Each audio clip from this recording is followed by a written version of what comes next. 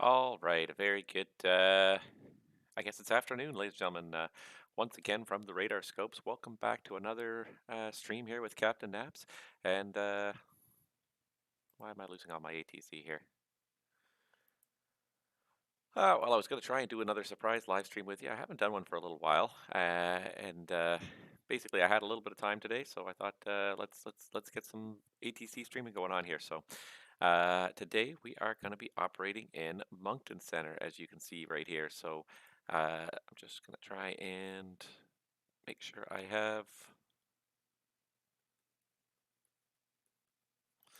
a relevant view open here, and let's see if we can get some ATC going in Moncton Center. So I'm going to send out some contact me's to a bunch of people here because I don't think anyone's really expecting ATC at this point.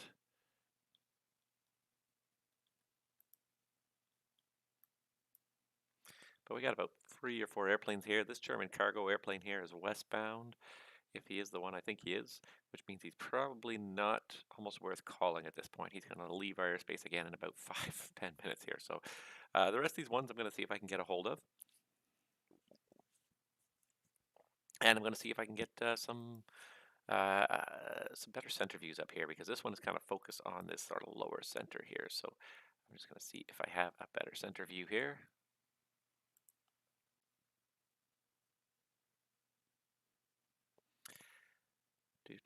All right, let's have a look here.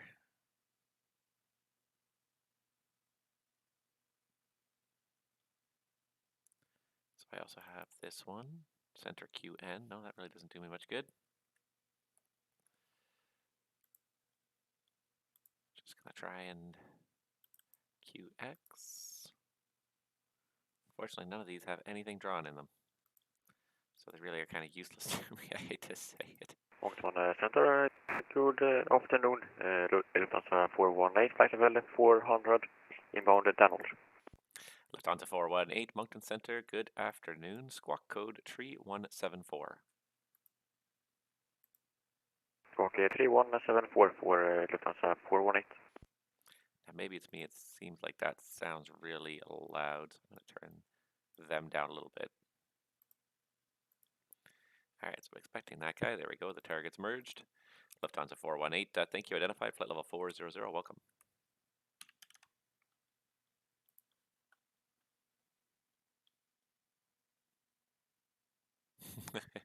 Anna says she's too. United 915 on Oceanic, passing 5343 north. And sorry, last call for Moncton. Say again the call sign. United 915. United 915. Okay, so you're already at an oceanic airspace, and you can remain on Unicom 122.8. This is Moncton Gander domestic. So monitor 120, so I didn't know if you covered Oceanic. Anyways, have a great afternoon, United 915. Yes, you as well. Hopefully we'll catch you next time. Yeah, I thought I haven't done Moncton for a long time. I'm not sure if I've ever done a stream in Moncton. No, I think I have done a stream or two in Moncton, but I haven't worked Moncton Center for quite a while. So I thought it's overdue. So hence I'm here. Yeah, I realize it's not the best time of day for a lot of people to go flying. A lot of you guys are North American based, which, of course, guys and gals. I say guys, and I'm sorry. I have to apologize. I say guys because like 98% of the people watching my streams are male. So I say guys, and I really shouldn't. It's a reflex, and I apologize for it. I'll try to be more inclusive. I it it's just the way I was kind of programmed as a person when I was when I was raised, but it's not. It's so often it's these unconscious biases that we have to watch out for. It's not oftentimes it's not the overt thing. With some people it is very overt, but the trouble with our society is that there's so much very subconscious bias towards gender that you don't even realize you're doing it a lot of the time. So I've been trying my hardest for the last little while to try and do it. I have daughters, so I'm trying to raise them in an inclusive world. But it's very hard to break habits that have been ingrained in you since you're a kid. Um, But yeah, I realize that for most of you out there watching the stream and a lot of people on VATSIM, that this is, especially the North American crowd anyways, this is just afternoon. Yeah, everyone's probably at work, probably at school, not probably going to hop online. So if you get a chance, I would love to see you here. I'm going to be here for about 3 hours. That's my plan, is to stay here until 1900 Zulu. I got to head to work shortly thereafter, so I can't stay much later than that. But if anybody is interested in a flight, lots of great airports here in the Moncton FIR to operate out of. Not just whether you're in or out, or if you want to do a flight within the FIR itself. Tons and tons of kind of short range flights that you can do. There's, as you can see, we got a whole bunch of terminal areas here. We've got Halifax, Moncton, Charlottetown, Sydney, Fredericton, St. John. Got the Greenwood Air Force Base, and of course over on the Rock we have St. John's itself. We got Gander, Deer Lake. Way up north we got Goose Bay.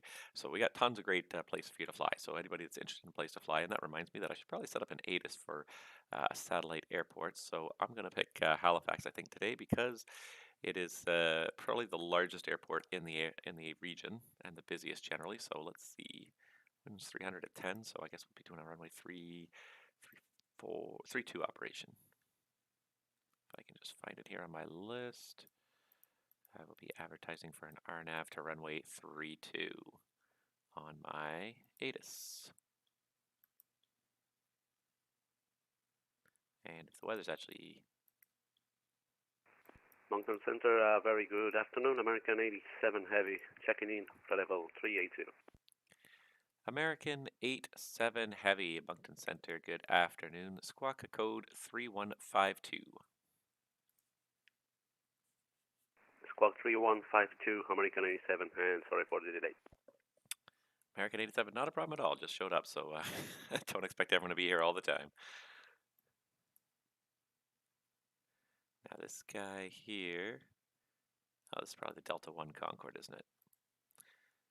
American 87 Heavy, thank you very much. You're identified, flight level 380, welcome aboard. Roger, thank you. Let's see, what's he inbound to? He's inbound to...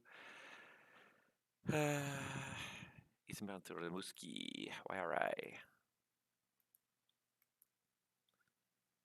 He is inbound to Danal. Canadian Express is on his way. He's actually on his way to Gander. Oh, nice. Huh. Wonderful. So we do have one aircraft inbound to Gander, so we're going to have an arrival. And I think if we give this 3 hours, I think we'll definitely see. The East Coast is a very popular place. There's a lot of fans of VATSIM out there. Some beautiful scenery out there. Some fun airports to fly into. They're not all 10,000-foot IFR, ILS strips, but lots of fun airports in here. Mix of controlled and uncontrolled. It makes for very, very interesting flying. It's bigger than it looks too. You don't realize how far it is across this area, but it is quite a bit bigger than it looks. And just with especially all the traffic this time of day too, I think if I check on my VATSPY window, yeah, we got a lot of inbound traffic right now. So we're going to start to have, we got 1, 2, 3, 4, 5. In the next half an hour or so, we got at least 5 or 6 aircraft that are going to cross through the Gander airspace. So let's see here if I can make this a little better, because this is only showing a part of my boundary here. I don't want to show the whole thing here.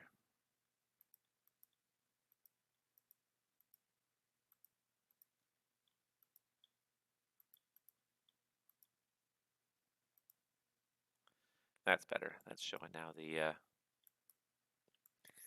low-level Gander boundary here, so it goes all the way up there. Not that we get a whole lot of traffic. It depends on the day, though. It depends on the day.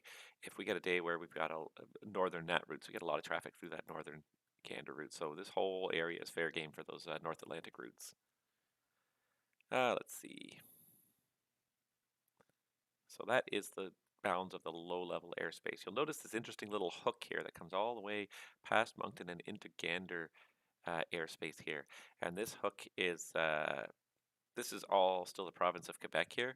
And so hence, in order to be able to provide bilingual service, English and French, there's a substantial portion of domestic airspace, of low-level domestic airspace that was designated to Montreal, because there's a lot of Quebec is relatively unoccupied, unsettled space, but along the North Shore here, there's quite a lot of communities. There's about 8 or 10 little communities along here with airports that need service provided. So hence there's this little kind of notch cut out of the Gander airspace, what would normally you would think they just cut the line easily to provide bilingual service by Montreal. But if we turn on the high level boundary, see if I can turn on the high level boundary here. It's wrong window.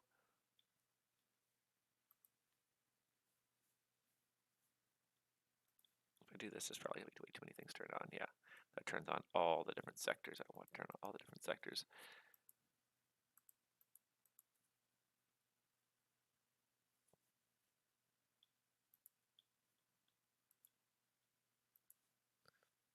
That's what I'm looking for. This is the above 290 Moncton sector here. So hence we have control of American until they get pretty close to Quebec City down there.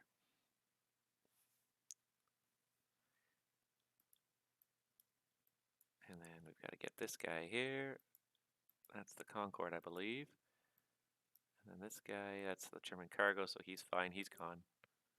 He's out of my airspace. Do I have my Discord open? I do, don't I?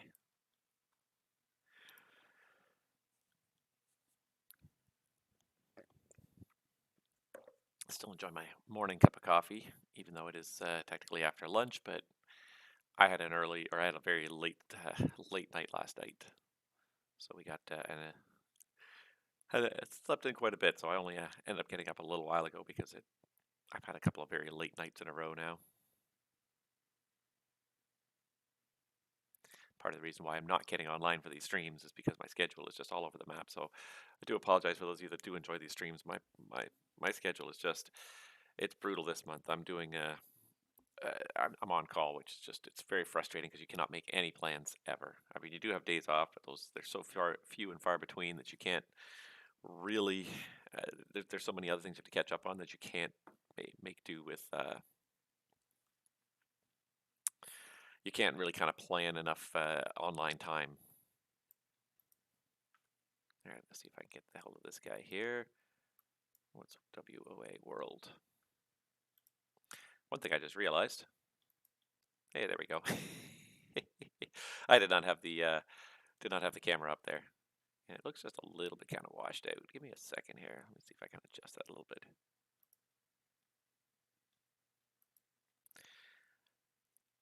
The one thing I find is I do need to kind of constantly adjust it for different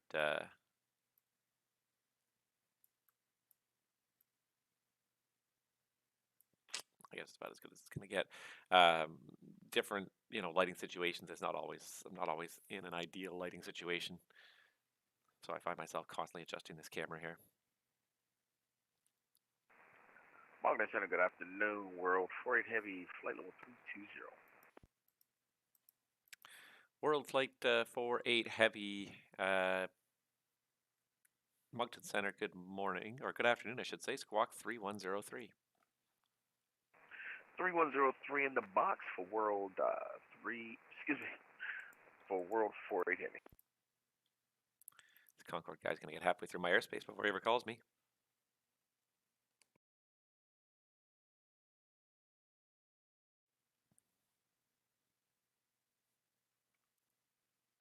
But we got a whole bunch of people kind of just starting to enter the radar range and the domestic airspace here.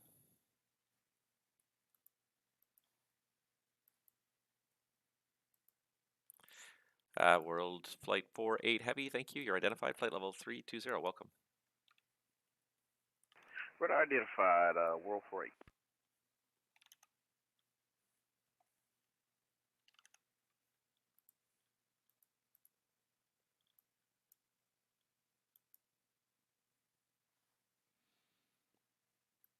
Hopefully this Canadian Express guy will call us at some point. Let's just check out what's going on. Let's look ahead here. What's going on in Gander? Winds 340, 12, gust 34. So let's pull up some charts for Gander here. My other screen, just so I'm ready to go. Because the one thing about being an ATC on VATSIM is you're familiar with probably the most common airports, but there's just not enough. What do I try to say? We just don't have enough capability to memorize all the charts for all the various airports. So you're constantly pulling up the charts, especially for the ones you're perhaps not as familiar with. Now Gander, no, it was Goose Bay, I think that had construction. Hold on while I pull up the note times for Gander here.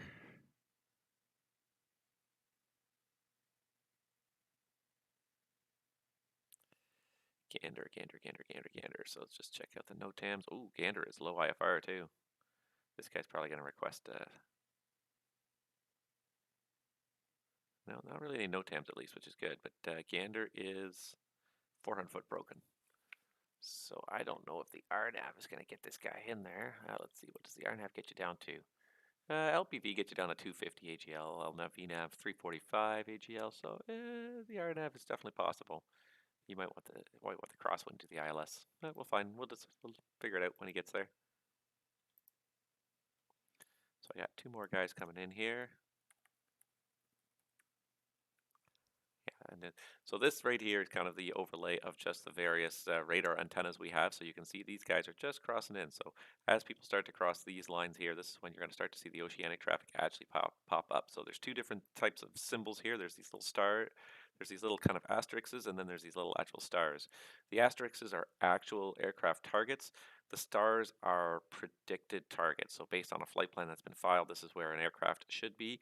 This is where aircraft actually are. So and you can see the squawk code here, 7730. This guy is supposed to be squawking 7730, so this is most likely him right here. We'll confirm that actually. Since they're re-entering domestic airspace, we're going to be getting these guys all new squawk codes anyways.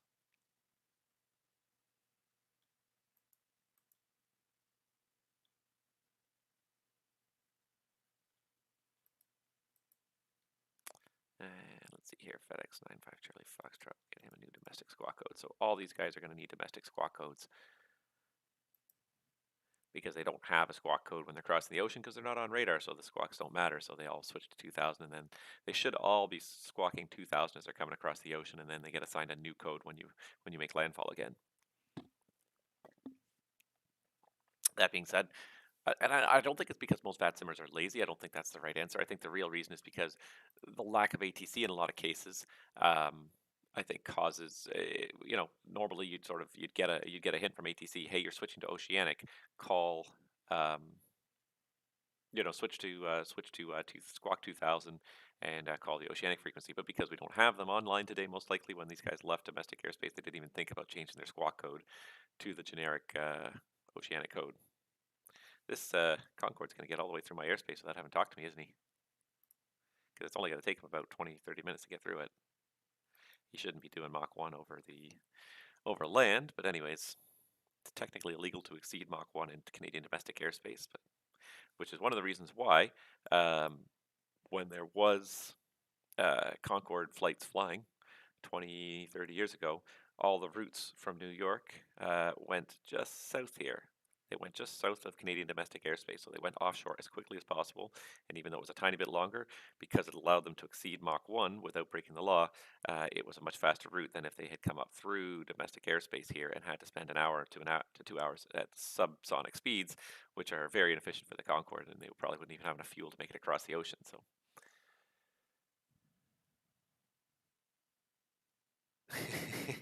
Anna, thank you. She says the guys.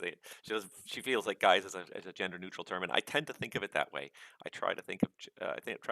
I don't try to, but by default, my brain thinks of guys as a gender neutral term. So I appreciate that. I'm not trying to be exclusive, but it's funny. Like YouTube does let us look at the demographics of our audiences, and and I hate to say it, you're the exception to the rule. Like I said, like from what YouTube does know about my demographics, and for people who have indicated their gender, or that Google has figured out their gender one way or another, overwhelmingly male, and the VATSIM network sadly bears that out. And I do wish it was a bit more of an inclusive network. It's not that it's not inclusive again, but it's just it's a weird thing. But you don't find a lot of women who are very much into simulation, and I try not to. I hate that I'm generalizing, but I've definitely found that they it's not a given, and it's not a 100% thing, but I do find that a lot of men are much more interested in technical things and simulations and things like that. But it definitely, welcome everybody here. There are a handful of women controllers in VATCAN, and they are some of the better controllers too, for sure. So I would love to get more diversity, but I think it's also intimidating too because it's such a. I understand that like it's a male-dominated network to begin with, and it's not intentionally dominated, but it just is. It's just 99% of people here are men, so women are such an exception that they stand out, and probably, hopefully, I hope they don't feel uncomfortable, but I imagine sometimes they do, just for sort of being the odd one out. But yeah, I would certainly love to see even more people on this network in general, men and women. Second afternoon, Delta 1, OT at level 550. Delta 1, Moncton Center, good afternoon. Squawk code 3127. 3127. There we go, we got the Concorde before he got halfway through my space.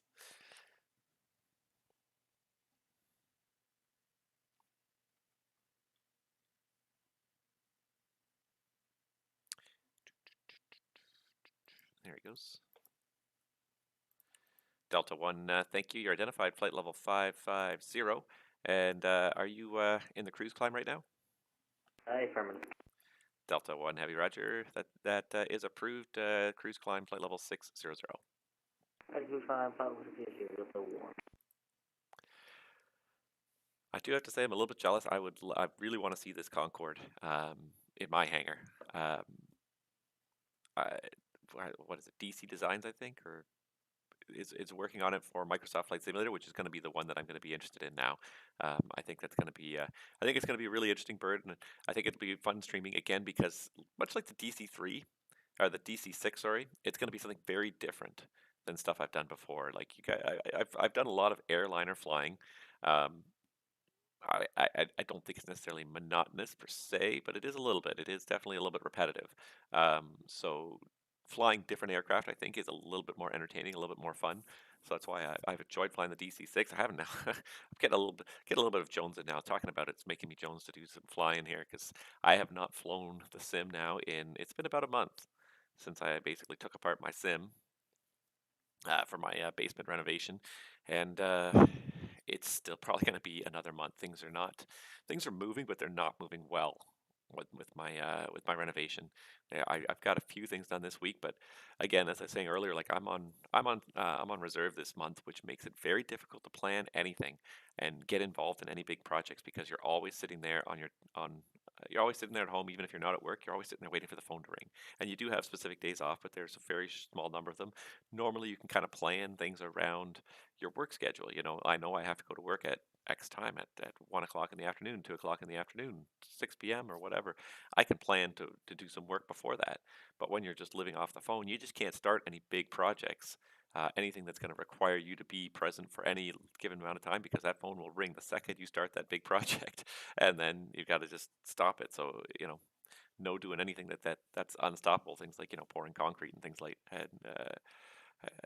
that. Like you can't stop that halfway. So a lot of what I've tried to get done is all the kind of little things that need to get done. But the big parts of the project are still. I'm just waiting for actual days off to get these big parts of the project actually underway. Let's send this Canadian Express one more contact me here because it's been a little while.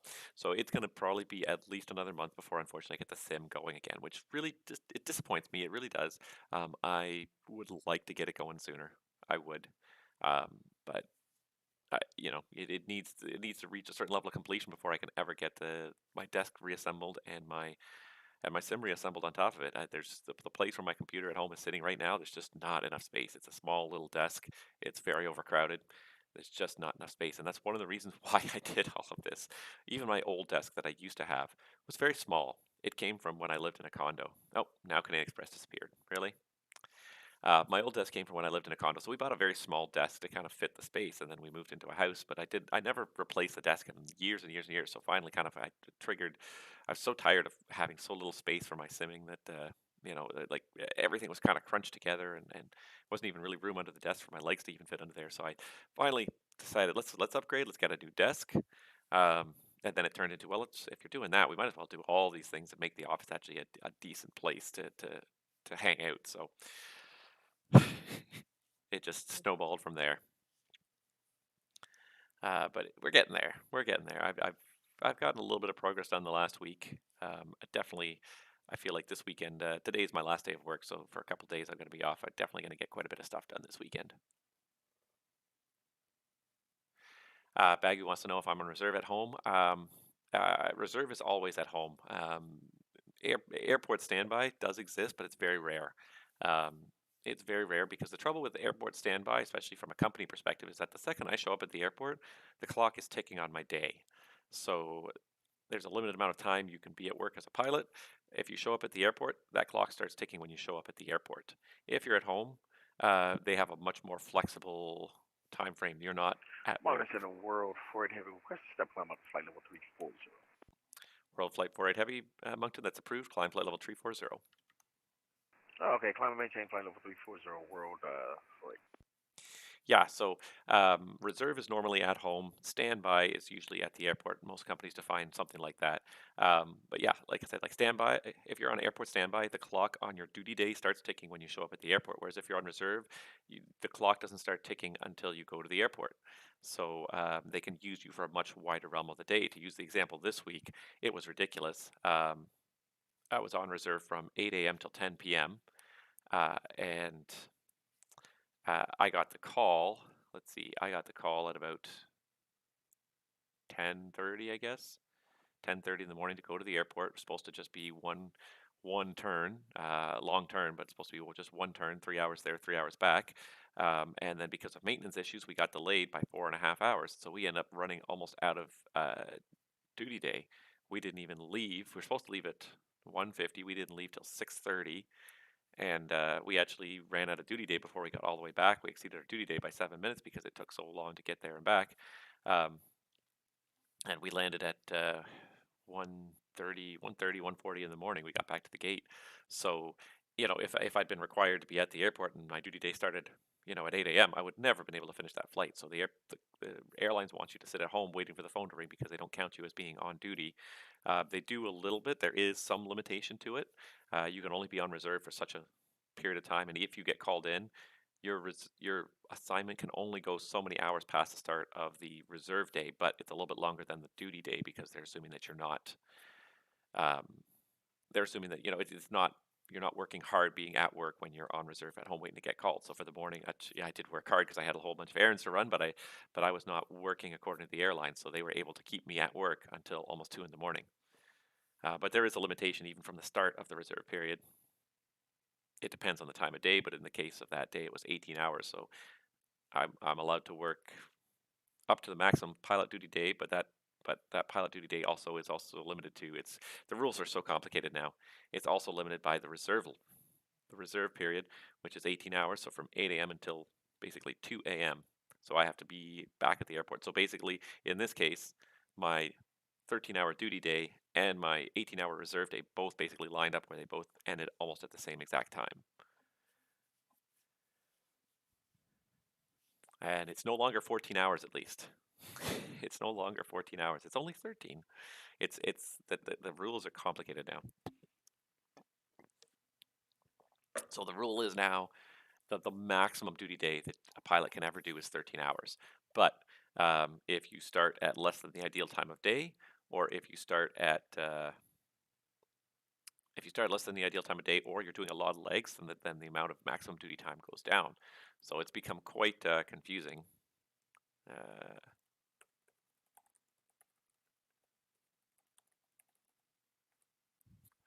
Let's see if I can find it here.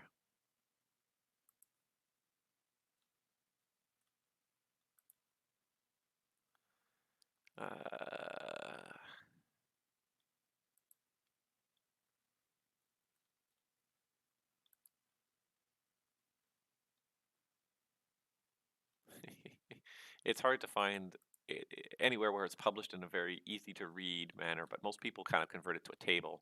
So you look at the number of legs you're doing, you look at the number of legs you're doing and the time you start.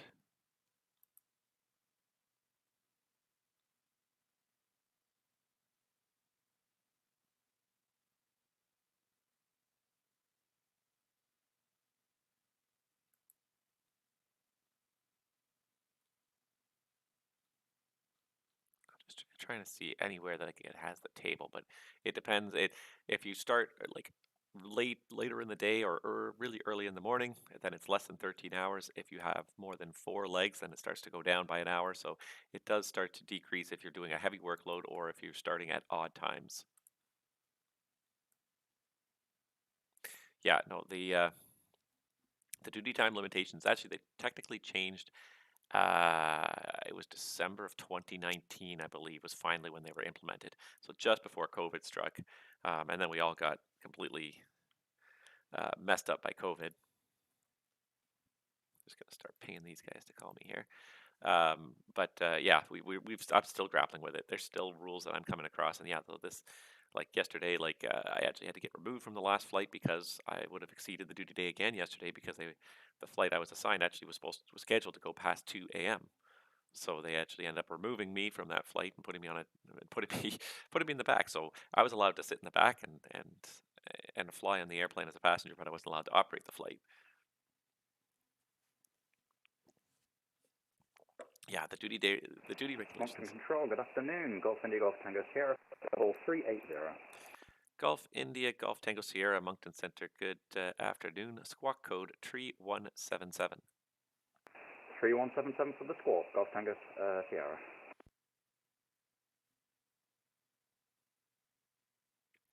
All right, so we'll see if this code changes right here. There he is. Golf India Golf Tango Sierra, Moncton Center, thank you very much. You're identified, flight level 380. Roger, no worries, Golf Tango Sierra. I wasn't worried. All right, he's on his way through Rickle to Alex, which is on his way to JFK, fairly south there. Yeah, he's going to cross some of my traffic lanes. Not that I have much traffic. Yeah, I wish I had a table here. A lot of operators have kind of put it into a table to make it a little bit easier to understand.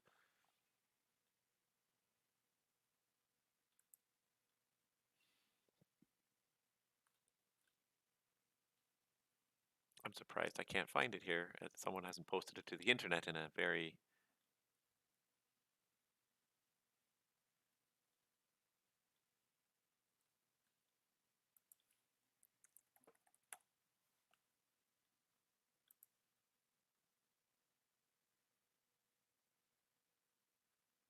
Okay, I found one here.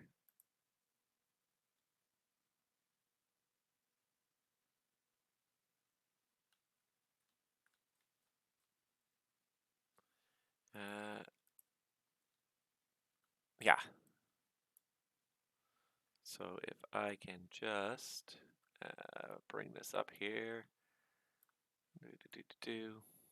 All right, if I could just put this on my screen for a moment here, should be able to do this. There it is. So that's the current flight duty time limits for Canada. So to use an example, yesterday I started duty at let's see, my 5:30 was my report time, 17:30 local time. So because I only had 3 flights scheduled starting at 5:30, I had an 11.5-hour duty day limit. If I'd started the same schedule earlier in the day, this might not be right. This is 702 operators.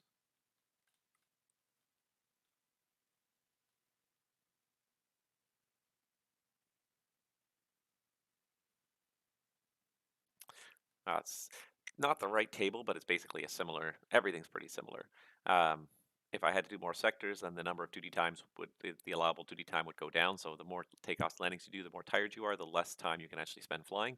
And if you start like in the middle of the day, like the ideal window is 7 a.m. to 1 p.m. Anytime between that, you get the maximum duty day of 13 hours. If you start later in the day, you'll see it starts to decrease. If you start really early in the morning, again, decrease just because you're not working in the ideal clock. This is actually not for 705 operators, that's for 703 operator or 702 operators, but same basic idea applies to 705. I just can't find an actual table for it. But it's very similar. It is. We do have the maximum 13 hours. I think it's just the number of legs that is a little different. Here we go. Back to controlling. This guy, Canadian Express 578, just does not want to call me, does he? He's going to be starting down for Gander very soon.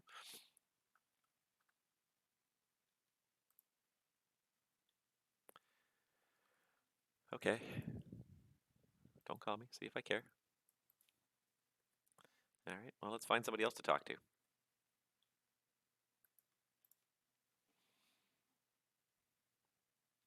It's definitely not a busy afternoon anyway so far. I'm hoping it'll pick up a little bit. Again, anybody who wants to fly, please come out there. We got lots of airports out here open for business right now.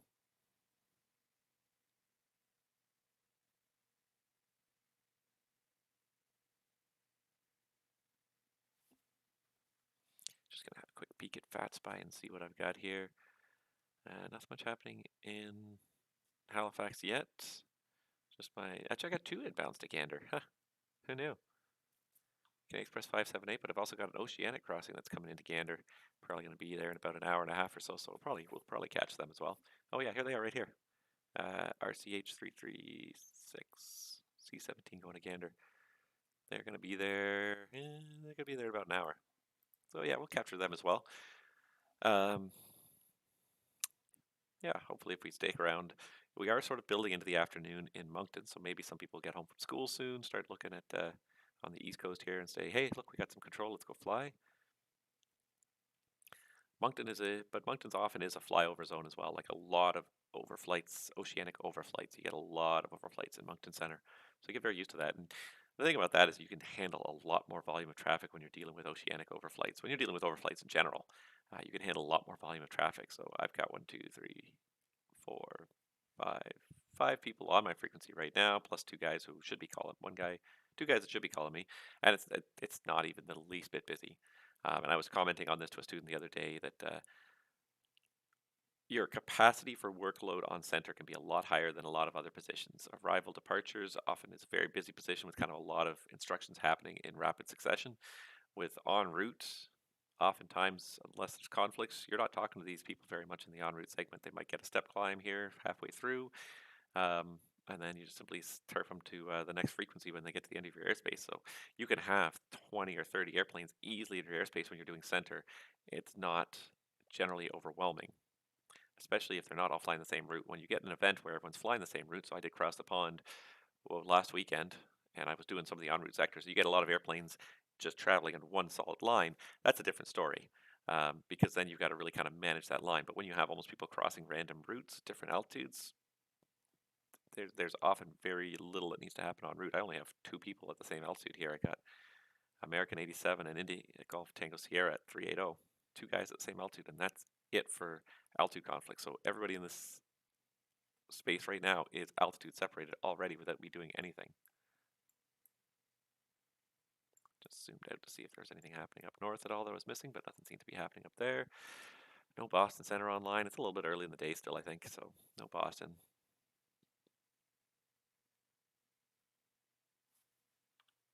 Not much ATC at all, really, today.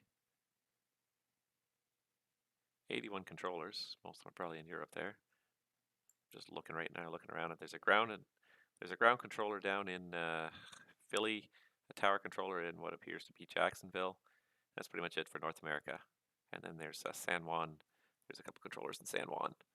But otherwise, it's a very quiet day in North America. Middle East got some good coverage now. Jeddah, Tehran.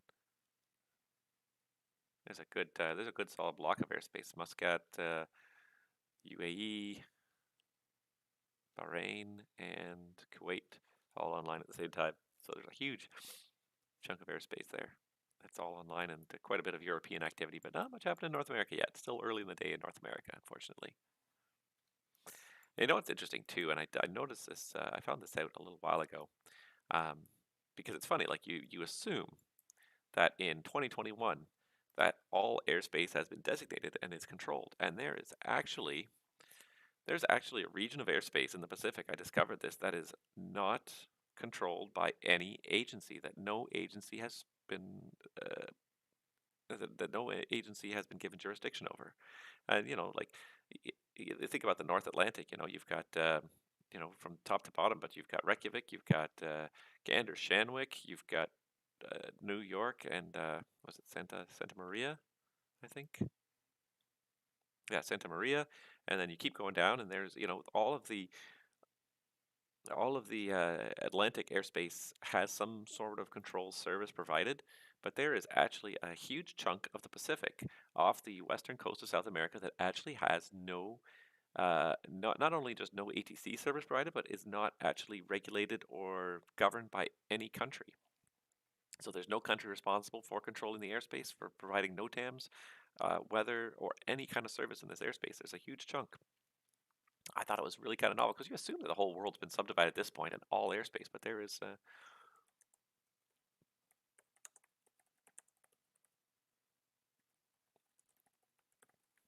I'm trying to think what it was called.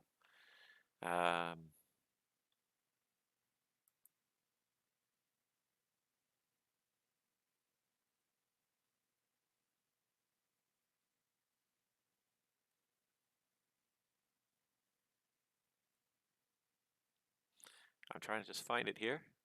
I was reading through it. But yeah, here it is. I found it. So if I can just pull this up, and ICAO actually had a meeting about it a couple of years ago to talk about, does anyone want to start providing service in this area? It's a very it's a remote area, and there's not really any traffic that flies through it. Occasionally you get a couple of aircraft that kind of cut the corner a little bit. If I can pull up my web browser again here, 1 second. There we go. But this chunk of airspace in the South Pacific is uncontrolled. There's no air navigation service provider that provides any kind of service. So not only is there no ATC, but there's not even like a NOTAM service. There's no construction of any kind of airways, provision of any nav aids, weather services, nothing. Just nothing exists. This airspace is completely just open. If someone wanted to fly through it, there's nothing that prevents anyone from flying through it, except perhaps, a lot of airlines will have insurance providers that say, hey, you can't fly through uncontrolled airspace or on non-ATC airspace, in which case you would have to fly around this. But the way its location, it really does not have much traffic that wants to fly through it. You get a lot of traffic from North America that goes out to southern Pacific locations such as Australia, New Zealand, and even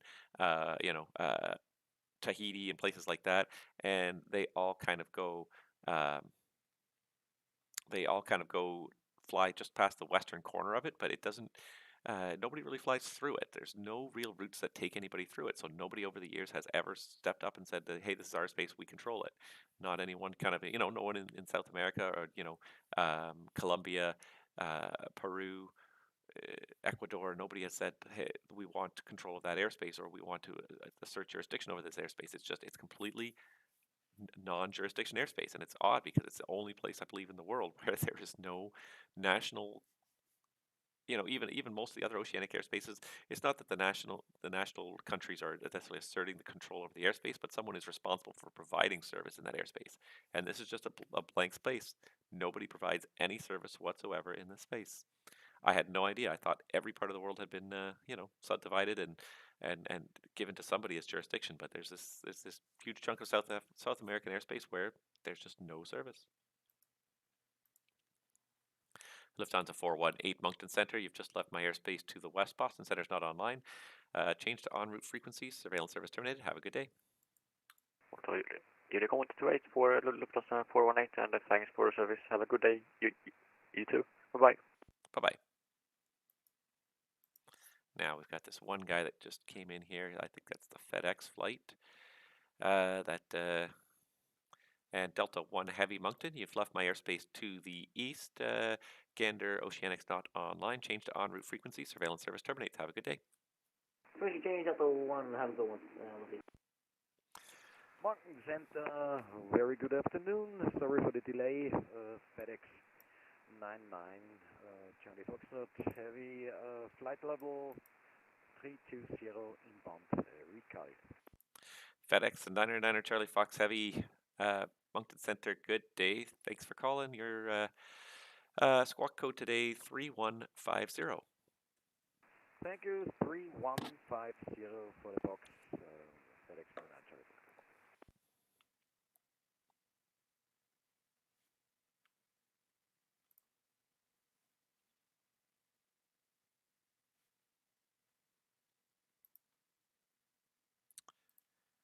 All right, we just have this Canadian Express. He's descending. He's descending, and he just won't talk to me.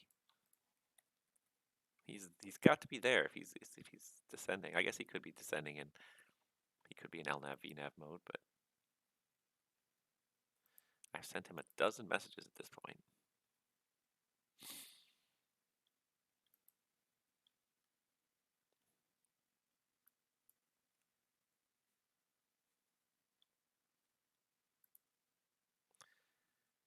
And FedEx 99 Charlie Foxtrot, just to make sure you got the squawk code correct, it's 3150. 3150, FedEx 99 Charlie Foxtrot Heavy. There we go. FedEx 99 Charlie Foxtrot Heavy. Thank you. Identified. Flight level 320. Welcome. One trick I had never tried actually, and someone suggested this, is that I could also switch to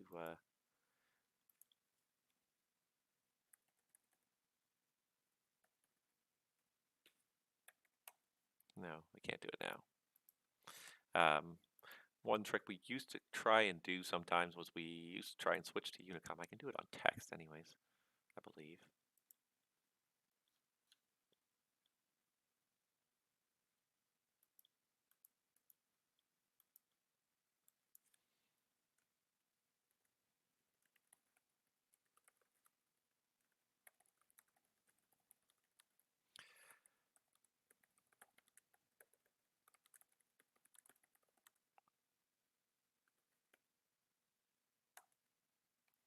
So I can send a message on, I can send a text message on the Unicom frequency, which I've just done, because obviously Canadian Express 578 is not responding to private messages. American 87 Heavy Moncton, you're just about to leave my airspace to the west. Montreal is not online. Change to the en route frequency. Surveillance service terminated. Have a good day. Copy over to Unicom 122 Decimal. Thanks for the help. Good afternoon, American 87. Thanks.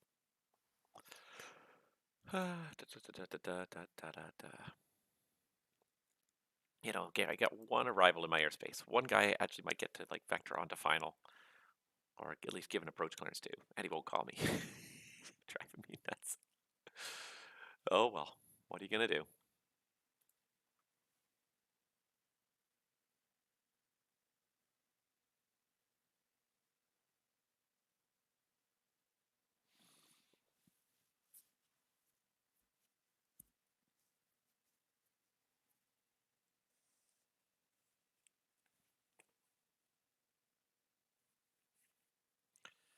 Yeah, someone's texting me. Just a second.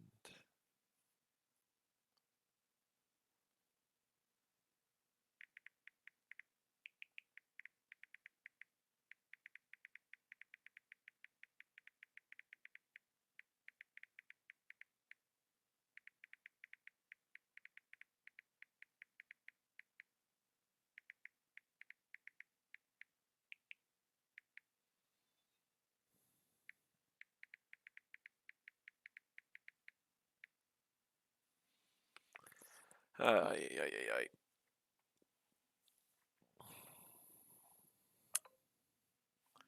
Not the most exciting. Yep. I need a new case for my phone too. My phone's case doesn't quite align. I've got like a nice flip case for my phone, but it doesn't align anymore, so oftentimes it will end up hitting the screen when it closes. I've had this phone for like 3 or 4 years. It's just about time for a new phone. I'm kind of, it's nice. It's nice when you don't have to get one and you can sort of take your time and wait and look for the one you want, the one that meets your needs best. You know, you're not hard pressed because, oh shoot, my phone just broke. I need a phone today. What's available? I'll take whatever you got. So, you know, I'm in the market for a new phone, but I'm not hard pressed where I have to get one anytime soon. So it's kind of nice. But yeah, so I mean, I could replace the case for it too, but the phone is also getting pretty up there. The screen's kind of cracked in the one corner. I don't necessarily want to replace it, but it's getting to that point. It's also the battery life is not great anymore. I generally have to charge it twice a day now. At some point, usually in the middle of the day, unless I have a day where I'm really not using my phone at all. Generally, about somewhere halfway through the day, I've got to at least just kind of plug it in for half an hour, trying to top it up. Otherwise, it never makes it through a whole day anymore. But it is nice when you have that ability to sort of take your time. Who's this guy here at the southern edge there? Could it be this guy? No, it's probably not that guy. I don't know who this is. Oh, and he's gone. I was literally about to click on him, and he's gone. No, you should be well within my radar range.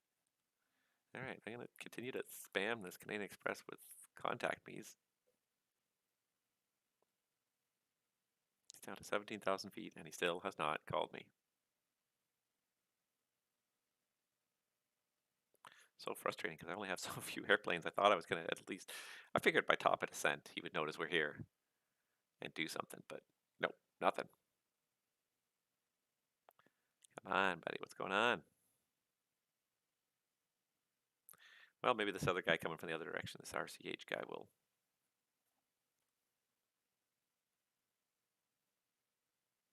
Oh, that's probably who it is. It's probably TAP. Let's see what TAP's flight plan looks like. TAP's flight plan just crosses through the corner of our airspace, so. Air Portugal, give me a call. And let's assign him a squawk code right now.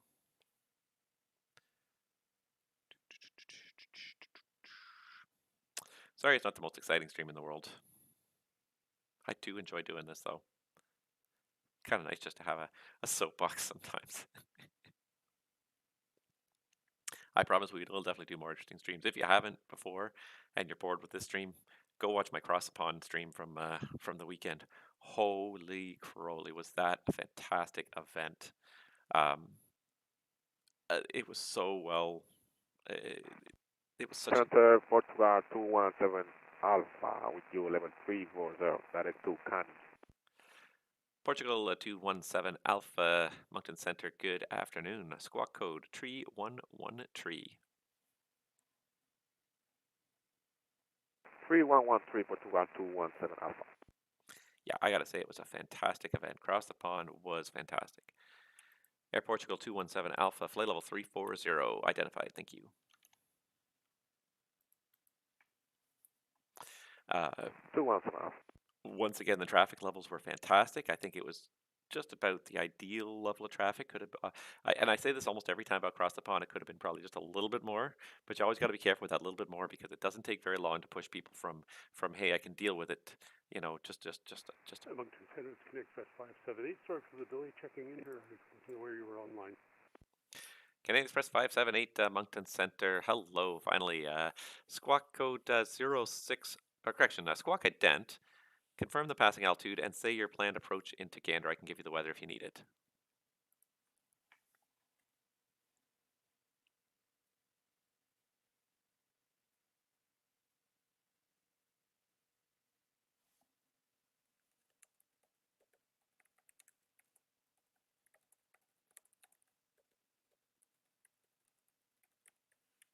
Canadian Express 578, Moncton. Squawk ident. Confirm passing altitude and say your planned approach for Gander. Altitude right now, 10,700 feet. Planned approach, hold 1 minute. And the winds in Gander right now are showing 350 at 21 gust 33. The altimeter is 2984 and runway 34 unless you want something else.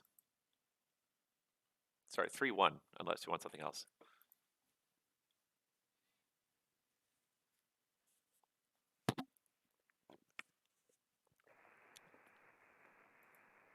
Yeah, Moncton Center, it's Connect Express 578. Yeah, I'm looking for an ILS on runway 3.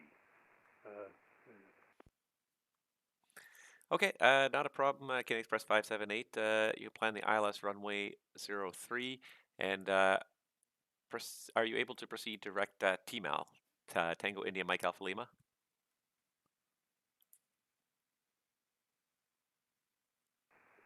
Yeah, I'm proceeding direct to TMAL. Canadian Express 578. Canadian Express 578, perfect. Direct TMAL, descend 3,000. Descend to 3,000, Canadian Express 578. And I guess I should also pull up the ground view for Gander. From which everything had disappeared. Oh, I thought we had... There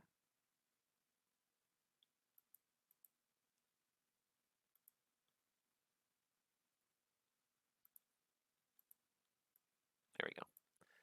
That will do.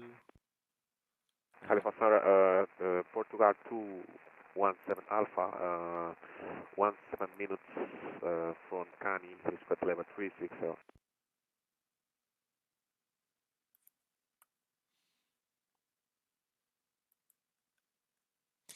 Air Portugal 217 Alpha, you're identified on radar. Position reports are no longer required.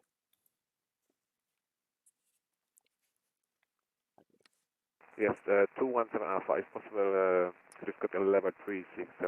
Oh, 217 Alpha, my apologies. That's approved. Climb flight level 360. 360 above 217 Alpha, thank you. I obviously misheard. I only heard about half his transmission. I was sort of focusing on just what the other thing I was doing. So, all right. So this is the ILS to 03, I believe. Yeah, there he is. He's lined up for that nicely. And let's see here. The MSA is based on YQXVOR. So what I can do is I can post, get myself a, there we go. Nice. Nice. Like it.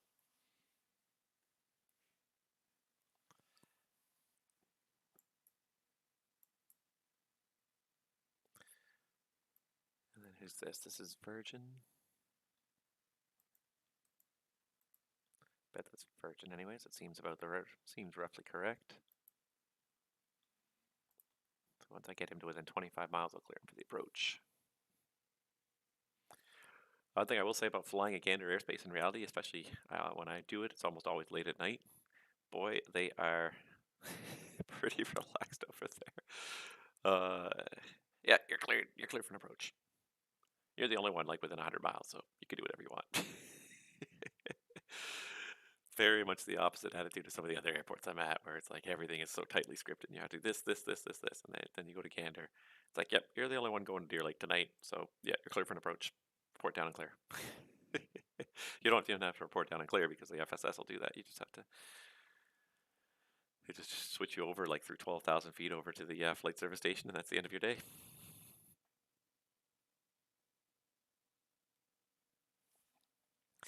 Kidding Express 578, you're cleared Gander Airport ILS runway 03 T-Mal transition.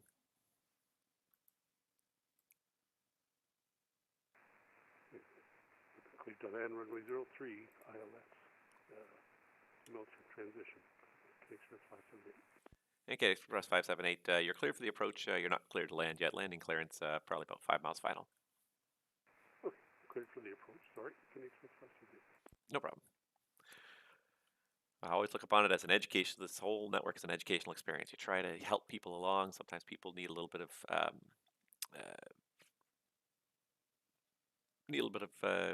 not encouragement, but sometimes just need a little bit of prodding in the right direction. People are not people here are not real world pilots. That's the biggest thing. People here are not real world pilots, so everyone kind of has to, you have to try to keep things reasonable. It was a little frustrating just seeing how far this guy went through my airspace without calling me. At least he finally did call me.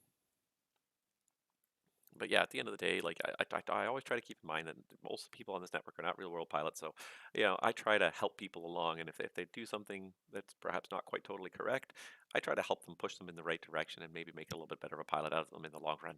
I try not to ever get mad. I get mad when it's really busy. I don't.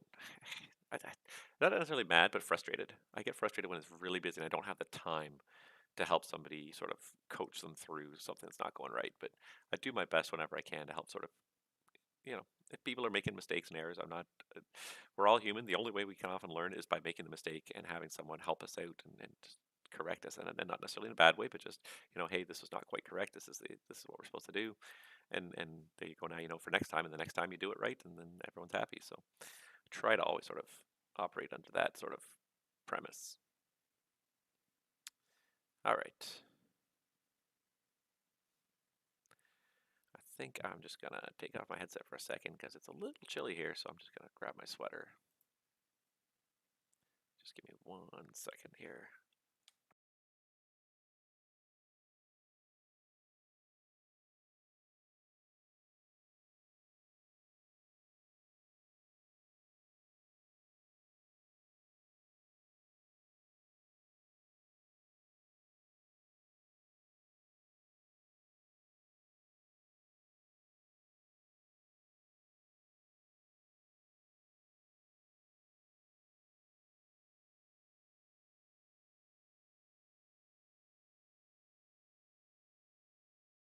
All right, there we are. It's a little better. I was just getting a little chilly there. Oh, Bagu said something here. Yes, that's always been a bit of a problem. So Bagu mentioned that, yeah, I find sometimes when I'm controlling Moncton, people don't realize that Gander's controlled as well. Absolutely. That can be an issue. I will say that I think that most of the online map systems now are pretty smart, and that they've started like including like multiple sectors. So to use the example of I can't bring up my VATSPy here because I can't share my screen, but VATSPy is a good example now where if you're logged on as Moncton, it does color in Gander as well. I wonder if it does it on the VATSIM map. Um, uh, Another good example, yeah, it looks like it does it properly here. Right there. So yeah, so you can see like it's kind of colored in both. It's kind of pale here, but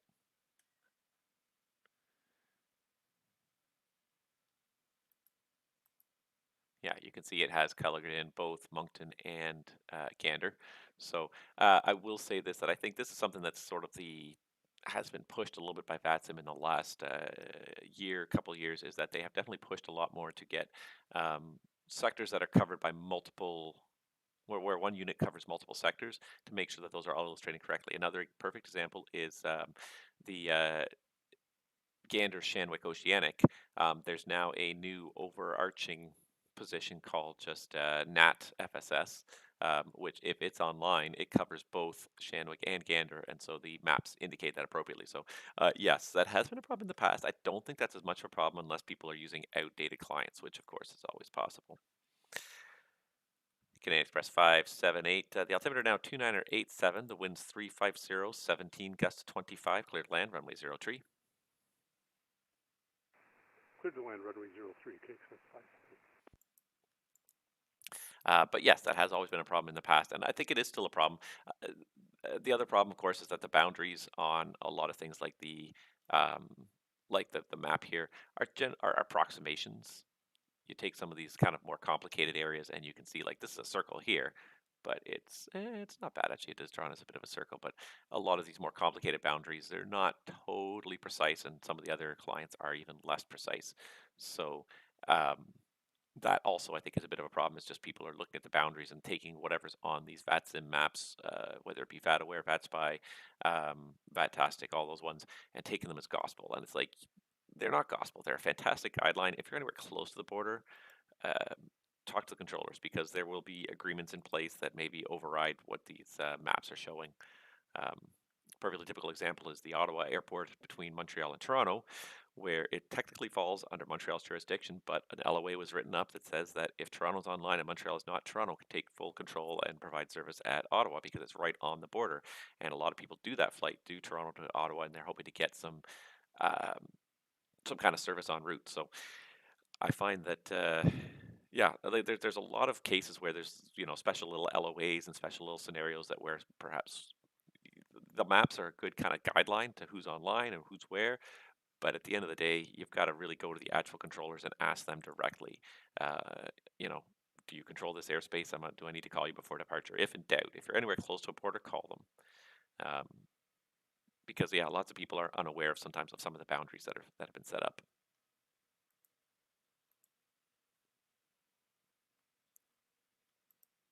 But this guy especially, like the Canadian Express 578, like when I logged on, he was like here. He was well inside Moncton airspace. There was no reason why he shouldn't have called me. Even when he got to top of drop, I must have sent him a half a dozen contact me's. He should have at some point seen the messages and called. My guess is he descended in VNAV. He had probably stepped away and was in VNAV mode. I hope that was the case. I was just ignoring my messages.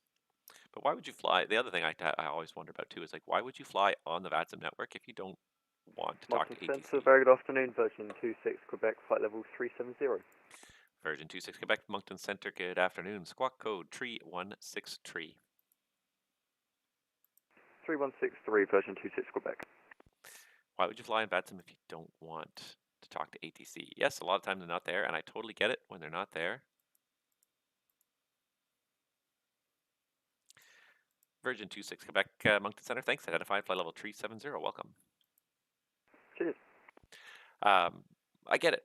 You know, when nobody's there, and for sure, I fly on VATSIM. I know I step away a lot of times when I'm in the middle of a cruise flight and there's nobody around, nothing's happening. But you know, there first of all, there's a requirement in the code of conduct that you can't step away for more than 30 minutes. That you have to come back. That you can have a bathroom break, a meal break, whatever you need, but you have to come back every 30 minutes. You can't have you can't be away for more than 30 minutes. This guy was definitely not answering me for more than 30 minutes. But the second thing is like, yeah, at the end of the day, like, you know, especially when you're setting up your arrival, you think you're going to be in the airplane. So okay, maybe he went out and grabbed something to eat, whatever, fine. But by the time he started down, he should have been back in the airplane.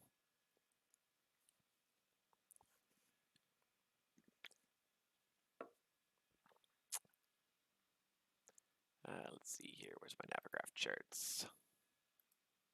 It bugs me a little bit. You know, I get it, especially when you're in cruise flight. Step away for a while on cruise flight. I totally get it. I totally get it. But when you're starting your descent back into your, you know, arrival airport, I expect you to be back in the flight deck.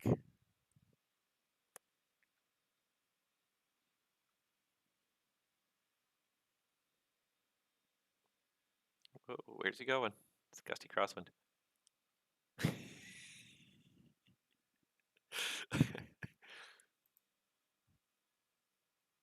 Oh, I shouldn't laugh. Oh, VATSIM.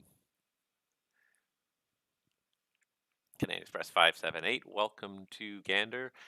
Turn left on runway 31, taxi Echo to the apron. Left on 31 and taxi Echo to apron. Thank you. Canadian Express 578. I can laugh because I've done it. I've drifted off a runway. I've overshot a runway on landing. I've done all these things in VATSIM.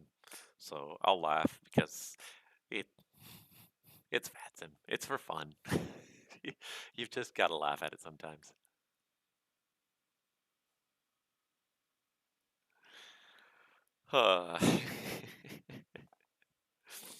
I've done it. I've done it on stream sometimes where things have not gone according to plan.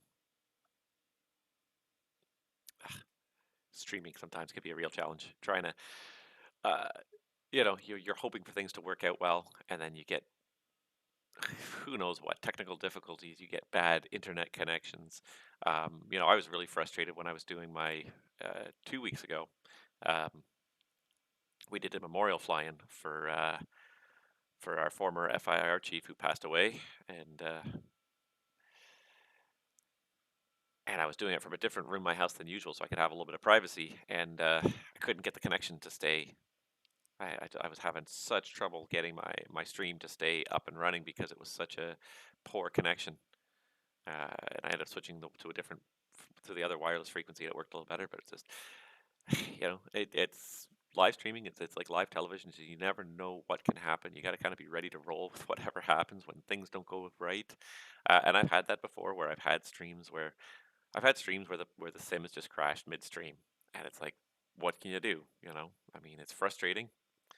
You can restart the sim, maybe you'll have time to restart the sim. Maybe you don't. You gotta be ready to roll with it. Unfortunately, you know, controlling ATC, it's a little bit easier to sort of restart the controller client and get going again. It takes 2-3 minutes, and you can be up and running again, hopefully. But simming, you can't restart the sim halfway through the flight. Now you have to go back to square one and do it again. Or more than once at the end of a stream, I've realized that I didn't start my flight tracker during the stream. It's happened more than once. So I did the whole flight on stream, but it didn't get tracked, you know, for my pilot's life career or whatever else. And so then you got to fly the whole thing again. Oftentimes I won't do it online a second time. If I've flown it once on stream, then I'll fly it quick and dirty, you know, off stream, offline.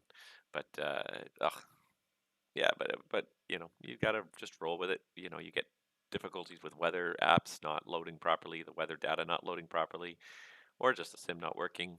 Even during Cross the Pond, I had the sim crashed on me. I had the tower view up for Cross the Pond on half the screen, had the tower view in Toronto running pretty nicely, and then halfway through the stream, the sim crashed. No, was that during Cross the Pond or was that during Dean's? It was during Dean's, would have been during Dean's memorial flight.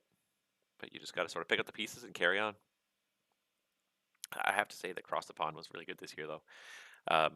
But one thing I found that was perhaps a little disappointing was the number of controllers online. This was probably one of the lowest staffed Cross the Ponds we've seen. And Cross the Pond is an event that brings in the controllers. Version 26 Quebec, can I get 5 minutes out quickly?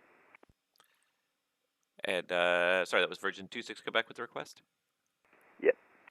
Virgin 26 Quebec, that's approved. Let me know when you're back, please. Cheers, thanks.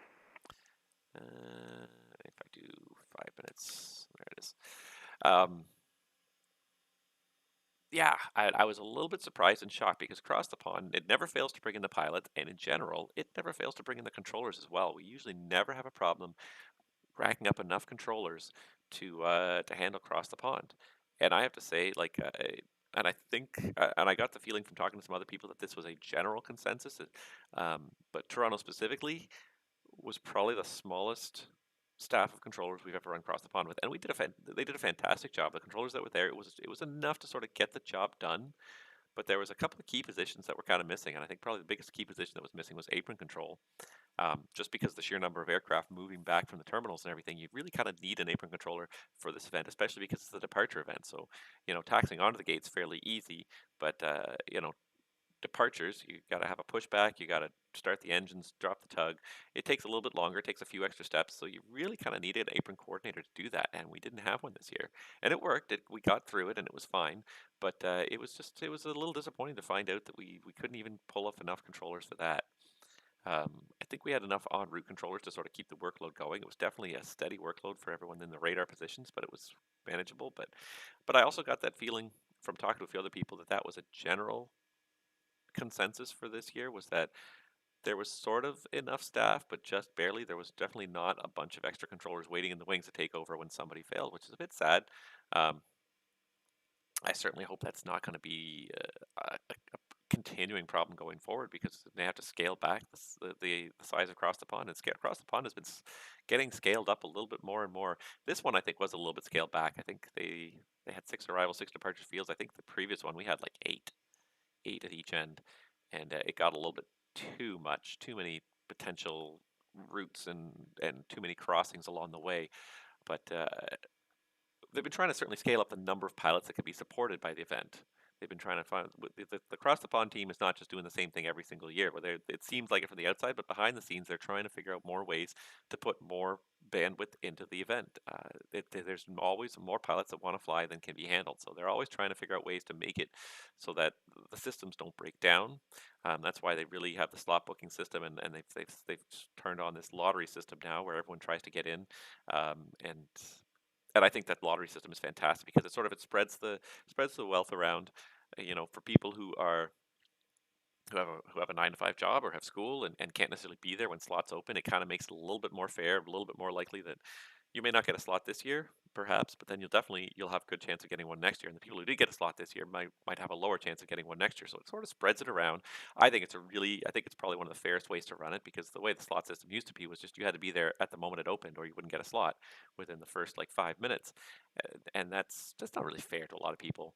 People have lives, and depending on what time zone you're in, you may not be around when the slot's open.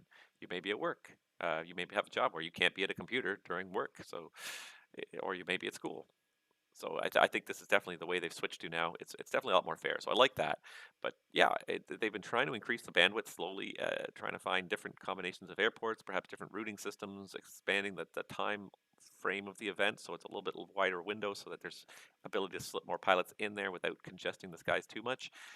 They've been trying to do different things to increase the bandwidth of the event, but this year it seems like like I said, like it wasn't just Toronto. I got the feeling that there's quite a few places where they said they kind of had a little bit of trouble staffing, getting enough controllers to come up for the event. For me, I didn't even check on this guy. He's gone. He's long gone. The Canadian Express is long logged off. I was asked if I could go control in Europe, and I've never really controlled in Europe. But I was asked if I could do some extra controlling, just because, and unfortunately I had to turn it down because I also had time constraints. I gave 6 hours to the event. That was as much of my Saturday as I could give during one of the busiest weekends of the year. but I was asked if I could control somewhere that I had never controlled before, just because they just needed another body in a seat, another body on a frequency. It's a bit disappointing to see that. I hope this is not going to be foretell some what the future cross ponds are going to be like. But I have noticed that it seems like we've kind of had a bit of a bust. We had a boom and then a bust. Like the pandemic really caused a boom in the amount of time people spent online, the amount of controllers in training online. There was a real boom about a year ago, now a year and a half ago now, really. And now we're back to a bit of a bust. I think we've almost seen people have just did too much controlling for too long, and they really want to get offline now. But yeah, it was a little bit tough to get controllers on board this time around. It's a bit disappointing. Like I said, I hope that's not. I hope that's not a trend for the future. I hope that this was kind of a one-off, because most of the time in the past, we have been fairly able to handle most of what comes our way traffic-wise. But this last time around, it was a little bit disappointing. All right, we have 2 targets on the ground in Halifax. Nice. Well, we got one at least that's filed already. We got a Jazz flight.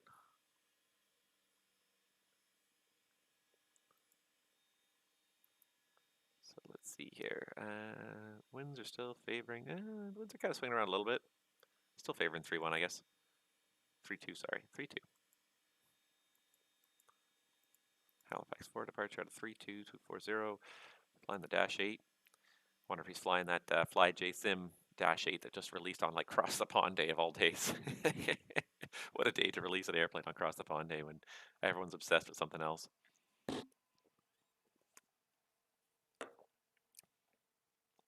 All right, we got a departure here. We should have, this is probably the inbound here. Maybe not. Anyways, I'm going to assign this guy a squawk code, this guy a squawk code. German cargo needs a squawk code. Everyone needs a squawk code. Squawk codes for everyone. Still not the busiest day here in Moncton. Kind of hit or miss sometimes in Moncton, but I mean, we are like kind of in that. We're very much in that kind of mid-afternoon international arrivals window. So we definitely got quite a handful of airplanes coming over the next hour that are going to pass through our airspace, and we probably are even starting to get some. Moncton Center, good afternoon. Jazz 8635 at Halifax. Be ready to start engines in about 5 minutes. I'd like to put our IFR clearance to Ottawa on request, please. Jazz 8635, Moncton Center, good afternoon. You're cleared to Ottawa via the Halifax 4 departure and radar vectors to Dewson flight plan route. Departure runway is 32, squawk code 3125. Okay, understand. ATC clears. Jazz 8635 Ottawa Airport, Halifax 4 SID departure off 32 in our flight plan route, and we'll squawk 3125. Jazz 8635, that readback is correct information. Oscar is current in Halifax. Pushback startup at your discretion. Call when you're ready for taxi. Jazz Jazz 8635 will come.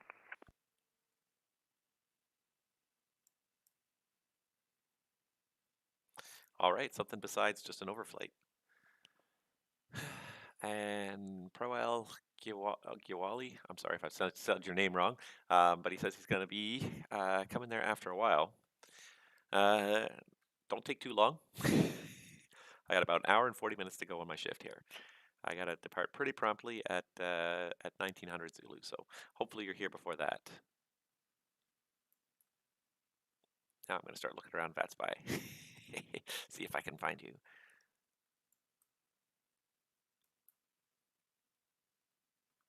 I don't see you on any of the oceanic flights. And then it's hard to tell sometimes who's eastbound.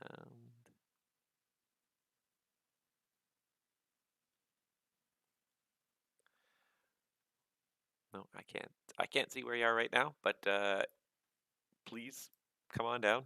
Like I said, though, about an hour and 40 minutes. I have to leave pretty promptly. I do have to go to Virgin work. 26, go back in the cockpit.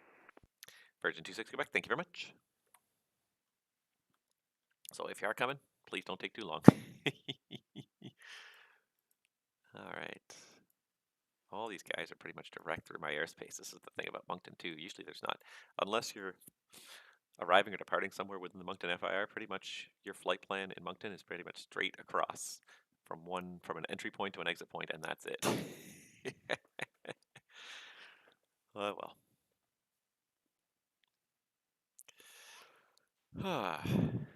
I feel like I've talked a lot. I haven't done a lot of ATCing, but I talked a lot. I have to say though that Cross the Pond was. I still have to say it again. Cross the Pond was great. I had tons of fun. I did. Officially, I did 2 2-hour shifts with a 2-hour break in the middle. But then for my 2-hour break, I hopped on and I did.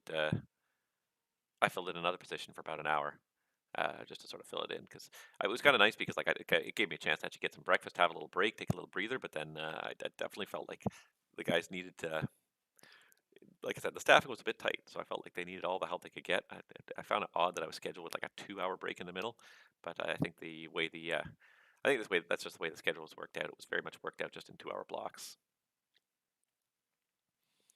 But it was definitely fun. I was there right from the start of the event. It started out pretty quiet. It got nice and busy pretty quick. And I'd say, yeah, like that's certainly for me, the workload was great. So if you haven't seen it, my stream is here somewhere. It was the last thing I published on my channel. Unfortunately, I just have not had time to do much,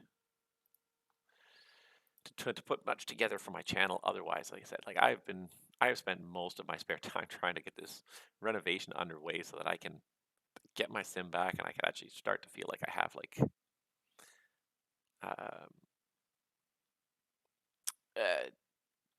just the ability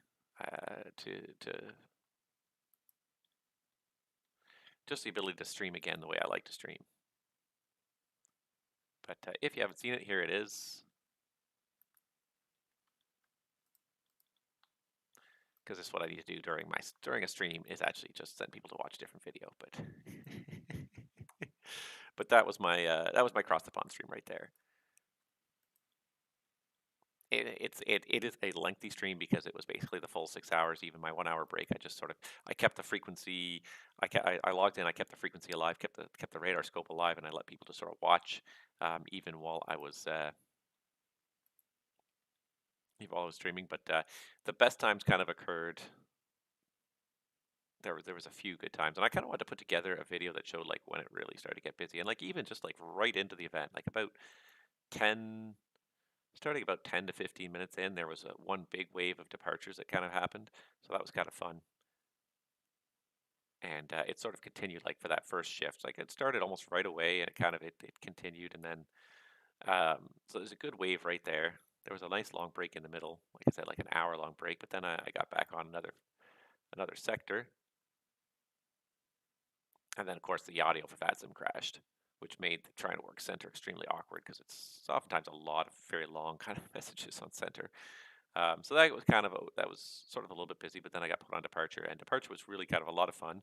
The tower controller even they needed a relief, so I even took over tower for about 15 minutes while I was working departure, and that was probably the busiest 15 minutes of my shift if I can figure out where it was here. Probably occurred, if you look at my stream, it occurred around the 4-hour mark where I took over tower. So I was working tower and departure, and we had quite a backup of departure. So I was really working hard to kind of, switch to the tower view, get these guys cleared to position, get them going, get the next airplane to position, and also manage the departures. That was a lot of work, but it was tons of fun. And I think I did a pretty good job for that amount of workload.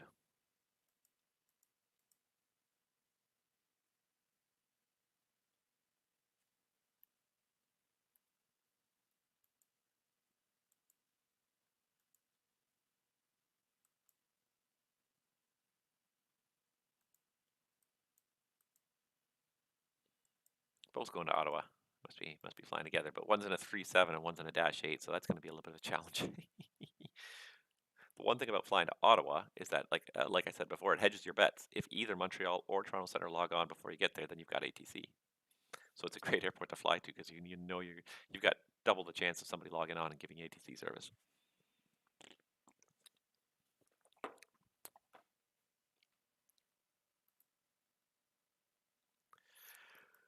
All right, this guy pushed back from the gate yet? Nope, still loading. Got a couple of guys coming here.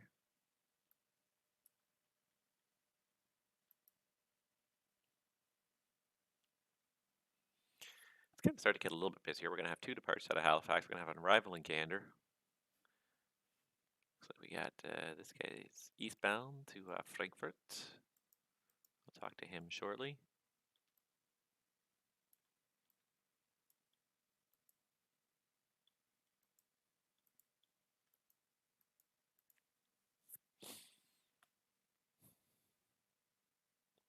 Not quite rush hour in Moncton, but it's not a terrible day anyways. Definitely a little bit of activity. I was kind of hoping by now. Well, I mean, I guess we do have 2 departures, so yeah, I was kind of hoping that after the first hour, I'd start to lure in a couple of departures, maybe a couple of arrivals. Anybody plan to arrive in Halifax? Oh, wait a second. Why does it say that's by for some? Oh, interesting. There's 2 people at the same gate. Now I wonder if that's supposed to be a shared cockpit flight or not. No, no. No, there's a Southwest flight as well. No flight plan filed yet, but there's 2 guys parked at the same gate. We got 3 departures out of Halifax. Not doing too bad. Not too shabby. It's kind of what you're hoping for.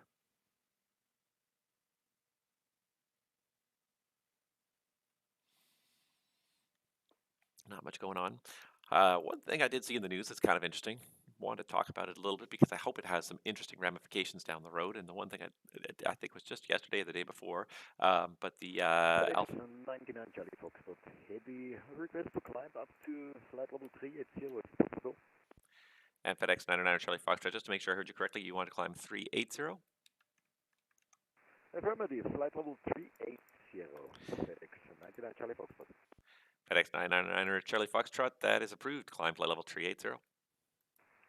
Climbing flight level 380, thank you, FedEx 99 Charlie Foxtrot. Wow, that is a big step climb there. From 32 to 38 in one go. That is probably not just for performance, but probably like either for winds or turbulence avoidance if you plan it like that.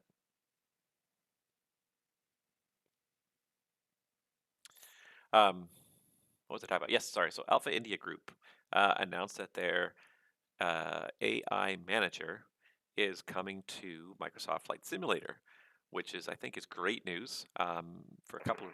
Good morning, Moncton Center, reach 3336, about 210 miles east of the Gander VOR, flight level 360. Reach 3336, Gander, or Moncton Center, good day, squawk code 3137. 3137 in the box, reach 3336. Reach 3336, heavy, thanks, identified, flight level 360. Gander winds are showing 350 at 18 gust 26. Right now, the ceiling is reported as it's 400 scattered, 900 overcast. So you can plan on the RNAV runway 31 unless you'd like to request the ILS 03. No problem. We can expect the RNAV runway 31 approach, reach 3336. Reach 3336, perfect. Plan on that, and I'll keep an eye on the weather. If it starts to come down again, it was quite a bit lower earlier. If it does come down again, I'll let you know. Maybe we can switch it to the ILS if necessary. Roger.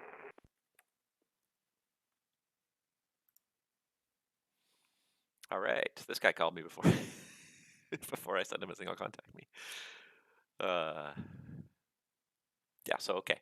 So as I was saying, Alpha India Group, which is the makers of so much AI modeling for previous iterations of the flight sim world, announced that they're bringing their AI manager to Microsoft Flight Simulator. I believe it entered the beta testing phase right now, which to me is good news because it means that we're going to start to get some really good quality AI models available in the sim.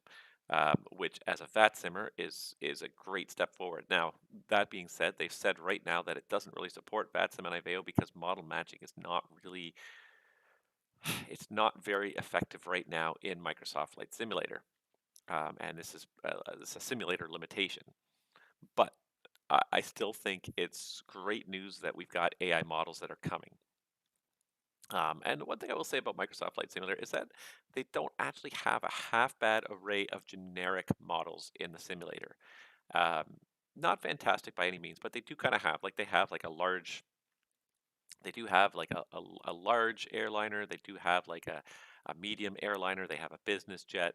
They've got a number of AI models, and it kind of broadly covers all the different categories. It's not a perfect system by any means, but you're likely to get an aircraft that's in the right general category for most of them.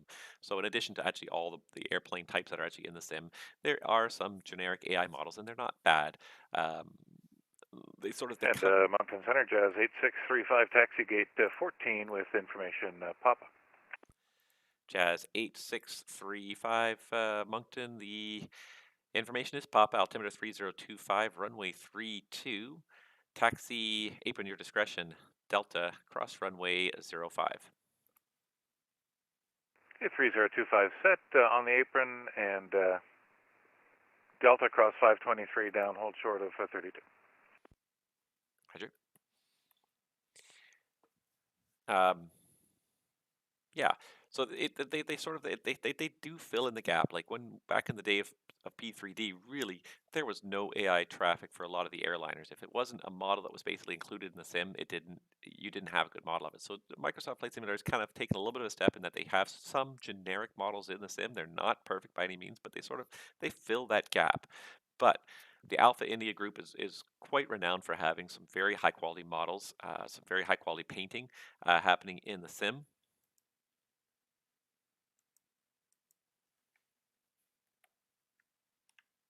Um, so the fact that they're coming to the sim, I think, is good news. They're not compatible really with VATSIM yet, but I think the key word to me is yet. And they didn't say yet. I'm saying yet, but I think that if nothing else, simmers are a resilient, industrious group. Someone will find a way to make the model matching work with the Alpha India Group's models, I think, if you give them time. Alpha India Group, I think they're more concerned with the models themselves and having realistic um, not VATSIM AI, but having realistic AI that sits at the gate and taxis around and takes off and makes it look like you're actually at a real airport with computer controlled airplanes out there. But just the fact that they do bring good models into the sim, I think bodes well for the future of model matching in VATSIM. Someone will find a way to make the model matching work with vPilot, with Squawk Box, with whatever. And reach people are using. 3336 is back. Reach 336, thank you.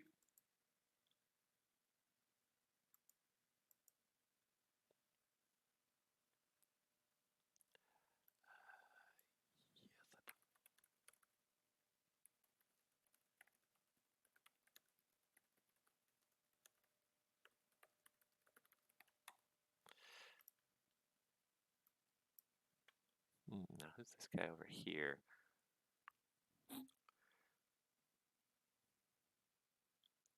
So Swiss Air's messaging me and says, wondering if you should contact me. So I'm going to tell him yes, and then we'll see which airplane Swiss Air is. Because according to his flight plan, I don't even have a type of aircraft for him.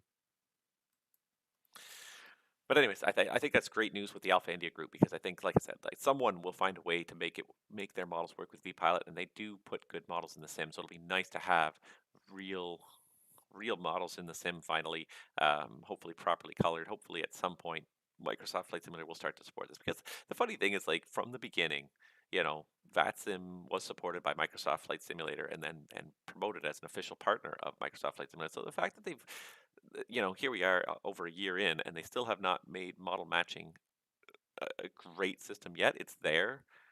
You can put airplanes in the sim, but like in terms of matching, like, hey, this is a 8% flight level 350. Swiss Air 857 Moncton Center, good day. Squawk code tree 155, and say your aircraft type. Your flight plan doesn't seem to have it. Aircraft type is Airbus A330-900neo, and can you repeat the squawk, please? Copy A330, Swiss Air 857, Squawk tree 155. Squawking 3155, Swiss 857.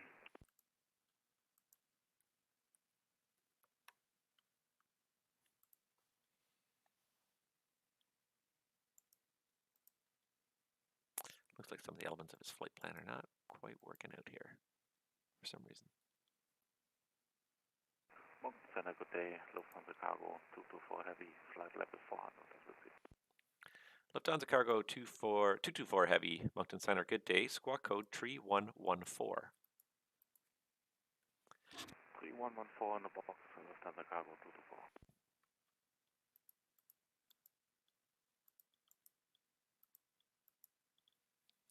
Swiss Air 857 Moncton, identified flight level 350, welcome.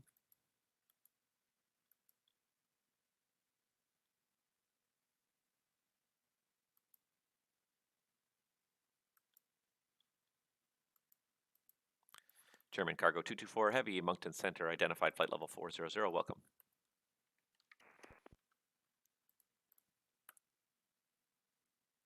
Jazz 8635 Moncton, contact me airborne, the wind's 260 at 6, clear for takeoff, runway 32. Clear takeoff, runway 32. Thanks, Jazz 8635. I wonder if we should be switching to 23 here soon. Well, let's do this. Let's see what's the TAF say for, let's see what the forecast says for Halifax, and maybe we will switch runways. I don't want to switch just on a whim, just because it came a little bit in that direction for 1 hour, but if the trend is in that direction and we are eventually going to end up being permanently on on 23. Let's see the forecast for the rest of the day. Winds 320 at 8, winds 340 at 7. No, it should stay kind of favoring 3-2, so I'm not going to change it up yet. I'm going to let it be for now. Maybe if it does really show a change later, I will, but Delta 14 Moncton Center, are you here?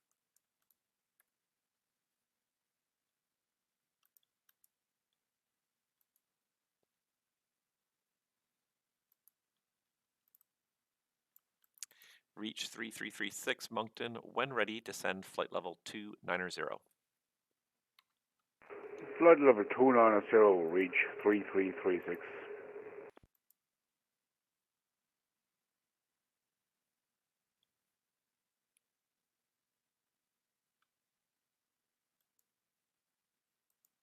Okay, I'm going to cross Else here, and then I'll clear him to the first fix there. Which for the RNAV from his direction. Let's just do this. Let's turn on the RNAV and just see what it looks like, see what's more convenient for him. Let's see here.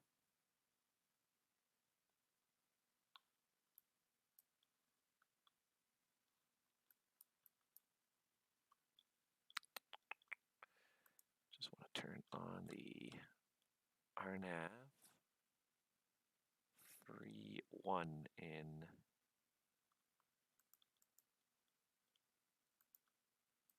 Gander. Let's see here. From his direction, yeah, he'd do better to go to PEPMU. This is PEPMU over here. So that's probably the one he wants to go to. There goes Jazz.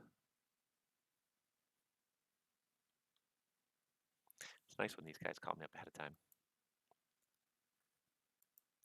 Swiss Air 857 Moncton. For direction of flight, I'm going to need you at an even altitude in domestic airspace. Do you want to go up to 360 or down to 340? I'm looking for 340, Swiss 857. Swiss Air 857, descend flight level 340. Descend flight level 340, Swiss 857.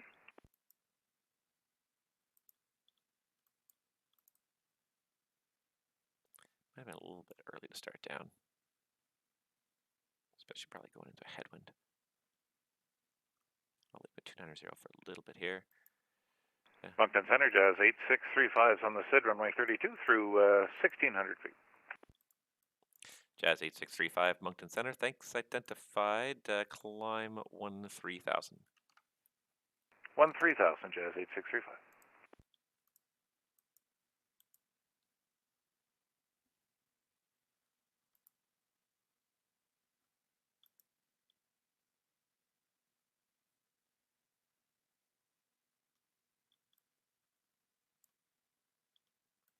No, that Delta flight disappeared. I didn't realize that.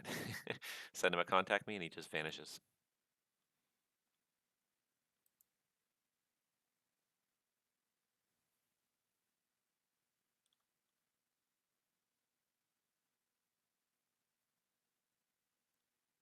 Jazz 8635, turn left direct Zybel on course. Okay, direct to Zybel and on course, Jazz 8635, thanks.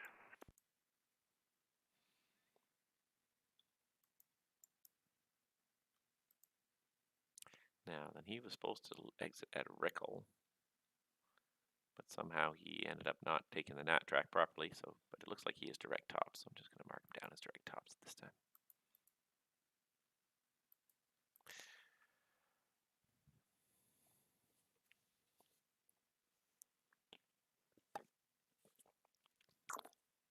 It's funny how you make certain assumptions about people once you've dealt with them a little bit. Just because he seemed to have a little trouble with the aircraft. Reach 3336, requesting direct Padmo at this time. Direct Padmo for the Arnold runway 31 approach. Reach 3336, that's approved. Proceed direct Pepmu. And at your discretion, descend 10,000. Gander altimeters 2988.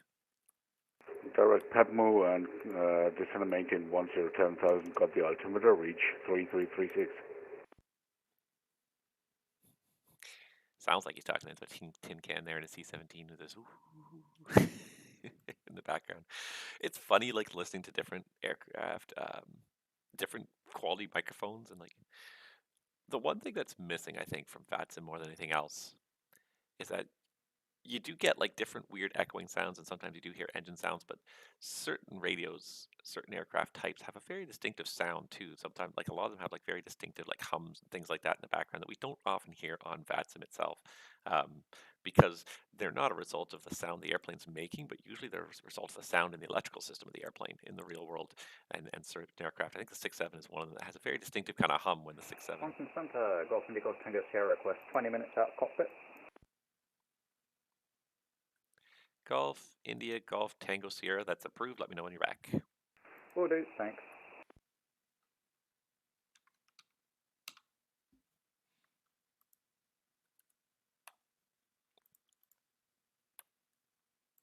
Jazz 8635 Moncton, continue climb, flight level 240. 240, 8635. Still got, I think the WestJet guy disappeared. I think this is the Southwest. Hopefully he comes up eventually. The flight plan and everything else. Anybody inbound to Halifax? Still no, don't. And Center 8635, looks like we're having a computer issue. I think a crash is imminent. We may have to disconnect. Okay, Jazz 8635. Copy that. Thanks for letting me know. Okay. No. Yeah, she's going to lock up. Sorry about that. I feel your pain. Bah! Well, at least he got off the ground. Basically, it did everything with him I was going to do with him. It just had him off to Unicom in about 10 minutes. That was about it. So I got all the fun out of him I was going to get. Oh, poo. I feel that pain. I have been there many a time. I have been the sucker with the crashing sim, whether it's whether it's on stream or not. It's so frustrating. And the further into the flight you get, the worse it is. Nothing worse than like crashing on the approach. You're on approach. You're almost there. P3D prepared has had to stop. We wish to send a diagnostic report to Microsoft. Oh my God. Yeah, I've been there so many times, even on stream a few times. I remember how much trouble the 330 used to give me too. Oh, that 330 gave me, it gave me so much stress in my life. And it was such a nice airplane. Like Aerosoft did a fantastic job with that airplane, and it ran, it was such a nice airplane to fly. But boy, it liked to crash my sim. It really liked to crash my sim, and it was very, very frustrating. Very frustrating. Oh. And then I remember I committed to those various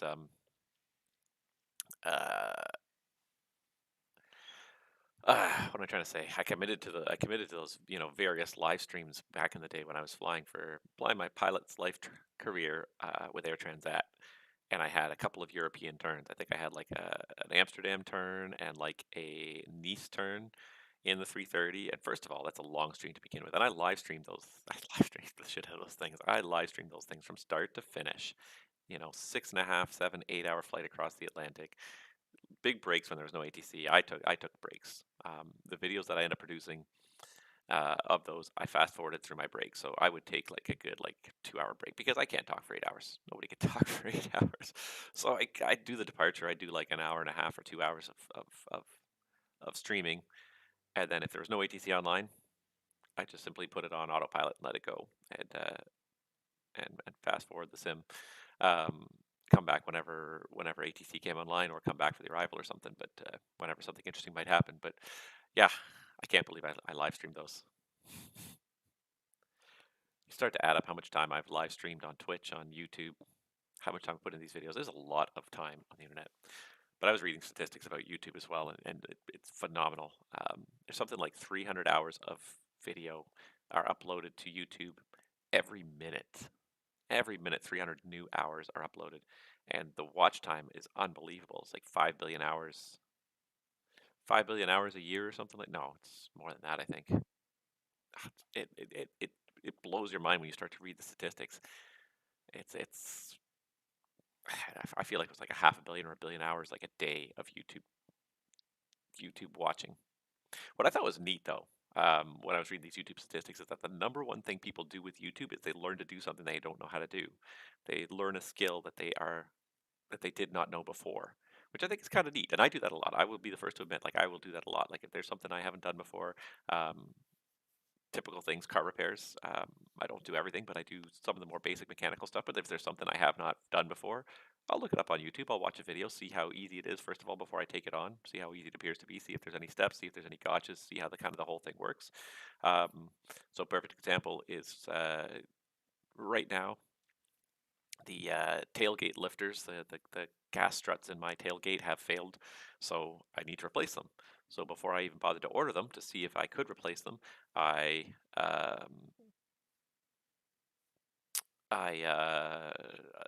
watched a video on YouTube to see what was involved with replacement. It's really not a hard job, actually. There's a few little tricks, but it's not a hard job per se. So I'm definitely gonna. I bought them and I'm gonna tackle that myself. But yeah, certainly in terms of doing some of the renovations, the certain things that I've not done before. I've watched any number of videos on some of these topics and read any number of websites on them. So, but apparently that is the number one thing people use YouTube for, is to go and learn a skill, something they have not done before, whether it might be cooking, whether it might be car repair, home repair, art, different art techniques. That's the number one thing people use YouTube for, is to learn how to do something they don't know how to do before. I mean, even VATSIM. There's some master classes for VATSIMers, for VATSIM controllers on YouTube. So that's something I know how to do, but still, watching master class is kind of fun. I definitely, watching the master class that was run by VAT USA. It was run like 3 or 4 years ago, but it's posted on there. It's a fantastic video. I remember when that class actually happened, and I actually registered to attend it, and then I ended up having to work, so I didn't actually end up attending it. But they posted it online, so now I can go back and I can watch it, and I learned a lot from doing it. I learned a lot from watching that, so I thought that was really kind of neat. But yeah, apparently that's the number one thing people do on YouTube, is they try to learn how to do things they don't know how to do. Anybody want to learn how to fly a Dash 8? Got some great videos for that.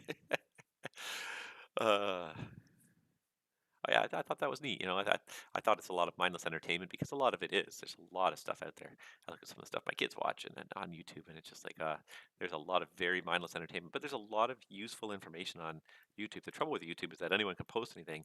Sometimes it's hard to tell when someone is posting something who's an expert on a topic or not.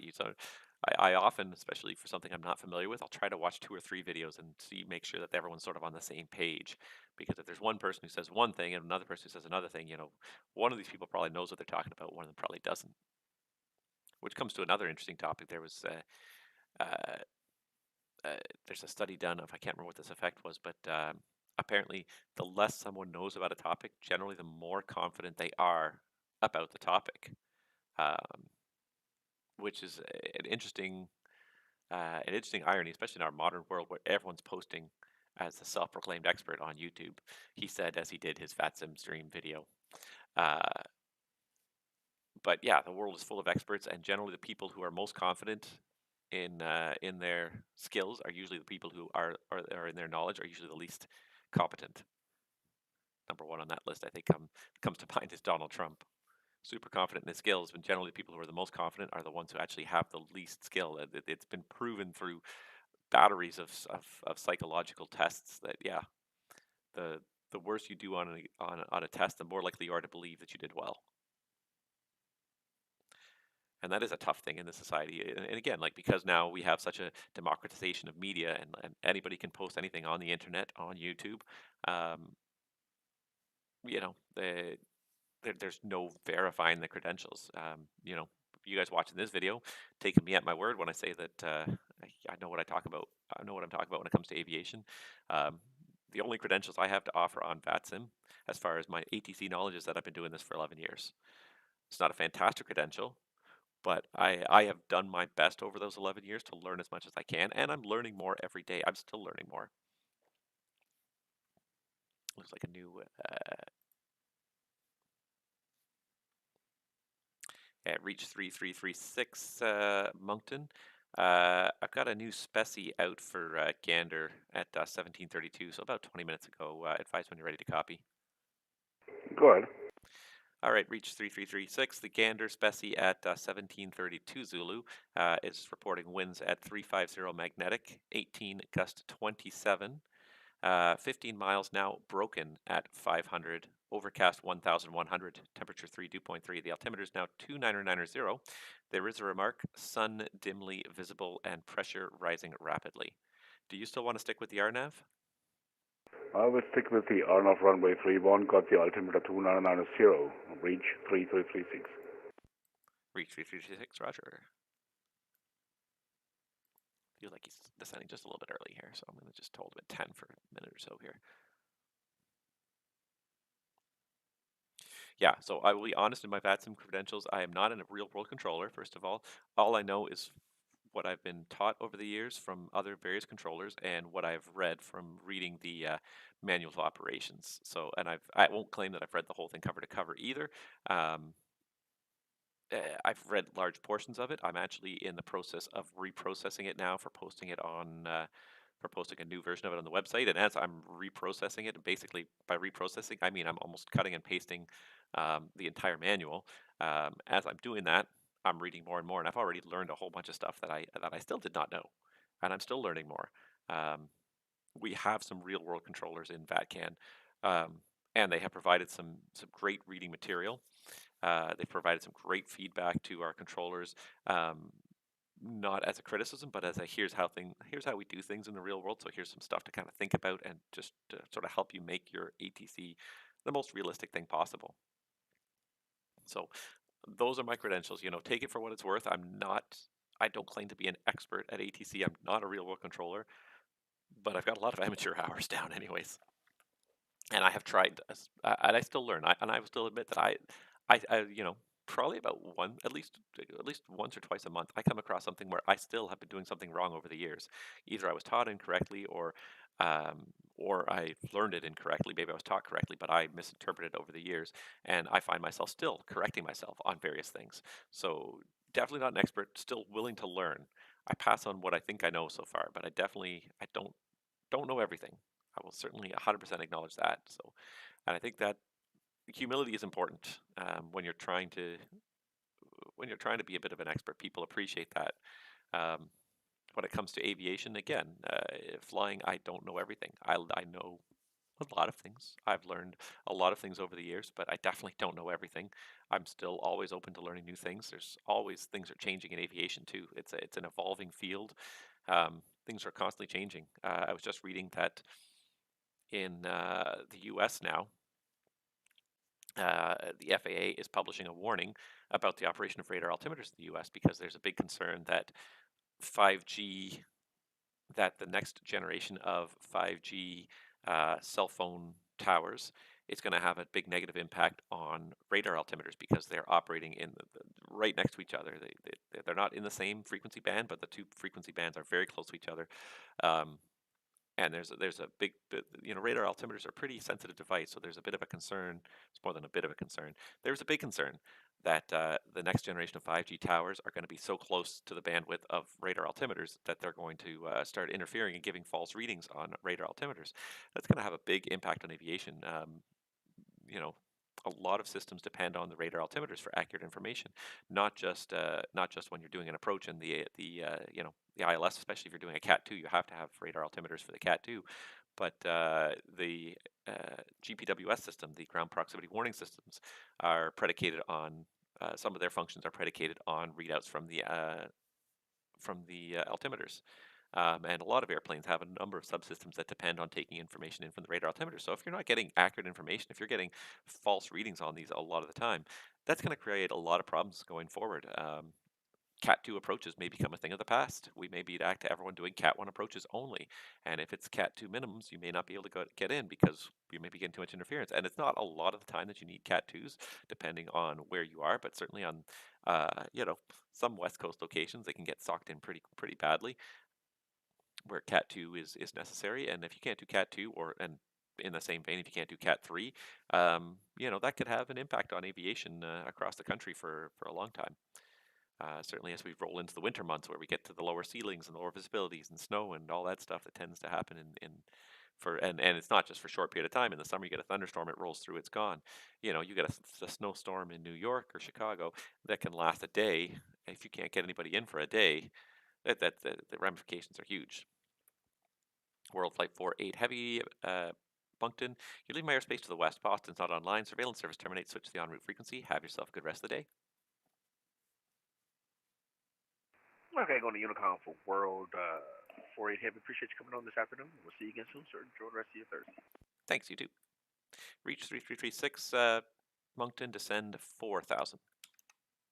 Descend and maintain 4,000, reach 3336.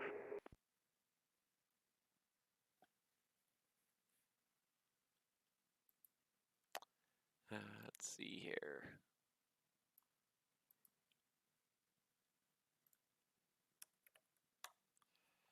All right, he's 44 miles from Gander, so we'll keep that. We'll keep that up there. Still got this guy on the ground in Halifax. It's not going anywhere. He's not going anywhere. He's just listening. All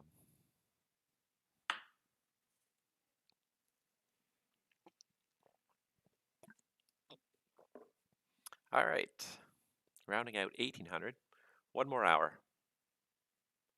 Got about one more hour of ATC left here in Moncton Center, and then we're going to pull the plug for the day. So please, I see Montreal Center's online.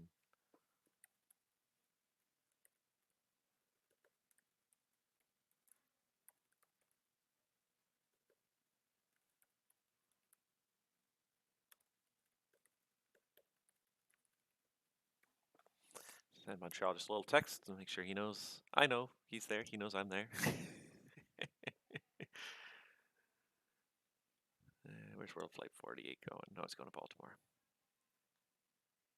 He's eastbound. He's westbound going to... Oh, he's going... German cargo's going all the way to Mexico City. He's got a long way to go. Long way to go.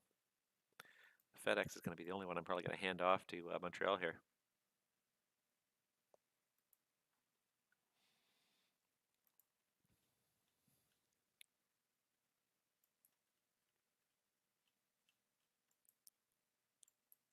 All right, starting to get this afternoon controllers coming online. It's a bit of a quiet day on VATSIM, really, overall. 1,100 connections mid-afternoon. It's evening in Europe. Yeah, I think we're going to have a hard time ever getting back to those mid-pandemic, early pandemic numbers on VATSIM. Those were fantastic. Those were fantastic times when we were all staying at home and not doing anything. Ooh, there's a target here. I didn't even notice this guy's in my airspace. Who's this guy? Who's this guy? And come to think of it, what happened to my Swiss Air? I'm losing airplanes left, right, and center here. Don't seem able to maintain more than about 5 or 6 airplanes on my frequency at any given time. Too bad.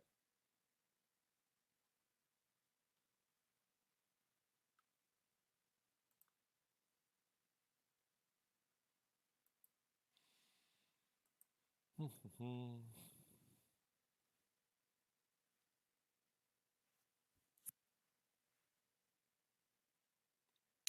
think I'm running out of topics to talk about. Normally by now I'd hope to have a pretty steady stream of traffic, but our departures all seem to have vanished. We got this one arrival. That's about it.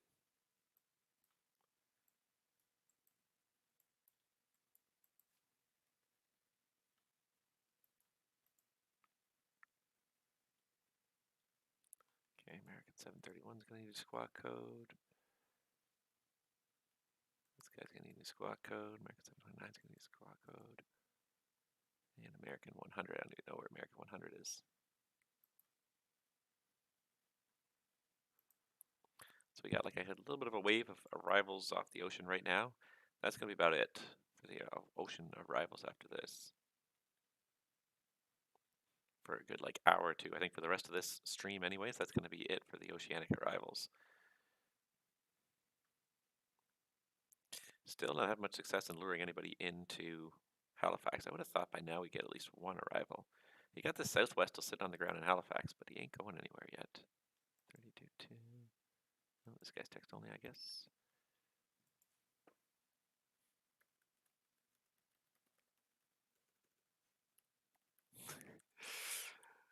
Let's go 3161.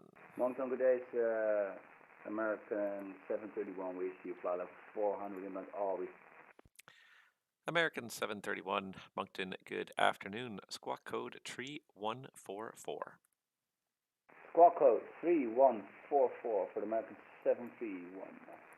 American 731, he's going down to Alex, so he's not going to go through Montreal, he's just going to go through Boston. So this is going to be my only handoff to Montreal for the time being, and I think for the remainder of the stream.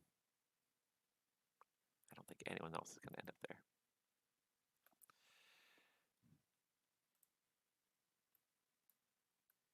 Reach 3336, Moncton Center, cleared Gander Airport, RNAV, runway 31, PEPMU transition. Cleared on off runway 31 approach, what's the transition? PEPMO transition, reach 3336. Reach 3336, you got it.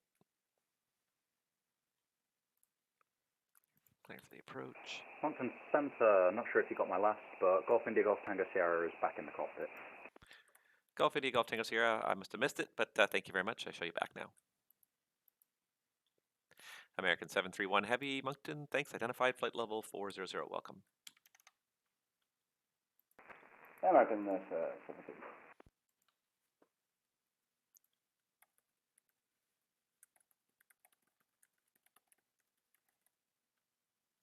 And Singapore, right? Yeah, Singapore 26. He's text only, but he's identified. And he's welcome to join us in our FIR. Oh, shoot. I think I'm transmitting on Unicom too, aren't I? Yep, I am. Oops, my bad. All right. Problem fixed. Okay, so that's world flight there. I got a couple guys entering over here. I got nobody really entering eastbound that I could see right now. Got a couple of people kind of operating around Boston, but nobody seems to be coming eastbound. So feels like this is going to kind of fade out here as a session. Normally normally I feel like hard pressed to leave because there's always so many things kind of going on next, but I feel like nothing much is happening here. I got these couple of guys coming in. They're going to cross our airspace. That's going to be it. It's going to take them about an hour. That's going to be the end of the session. Kind of hoping we get a couple of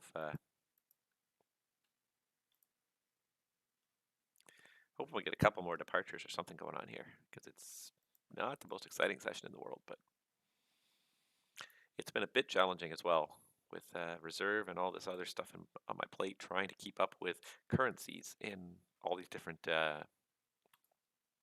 divisions. Jim Allison hopping off, but enjoyed the stream and the VFR circuits tutorial. Thank you very much. I'm glad you guys enjoyed that.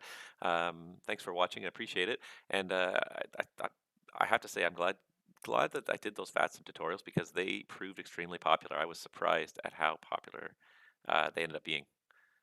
I'm happy. I'm very happy. But yeah, it's funny because like sometimes it's not the videos you expect that end up being the ones that the ones that get a lot of traffic. It's often not the ones you kind of expect, and it's a pleasant surprise. The VATSIM tutorials ended up being extremely popular. The FS Economy tutorials, I really didn't expect that, but they ended up also being extremely popular. I kind of did them a little bit on a whim because I thought FS Economy is a little bit complicated. So good to kind of have an explanation of there's not a whole lot of information about it. There is. It's kind of out there, but like, you know, you don't kind of, again, go back to YouTube. I want to learn how to do something before I go and do it. Yeah, if you get into the FS economy world, you're kind of always afraid of making mistakes because the money's there and it's kind of it's a semi-permanent thing. And if you waste your money, you lose money on a mission. Then that money is gone. You don't get it back. You don't get to. There's no undo. So yeah, I find that I felt personally a little awkward getting into FS economy at first. I felt it was a little bit challenging to get into. Once I got into it, I really had fun, and it's a bit of a shame. Like I have not been able to fly and do much in the FS economy world. I've kind of kept my FBO going. The one thing I will say is my airplane actually flew quite a bit. I have a TBM, and because the TBM is a popular airplane it's a very cost-effective airplane. Moncton Centre, good afternoon. Canada 729 review flight level 380. And sorry, was that American 7029 at 380? Affirm. American 729 Moncton, hello, squawk code 3136. Squawk 3136, American 729. Yeah, so I don't have a whole lot of.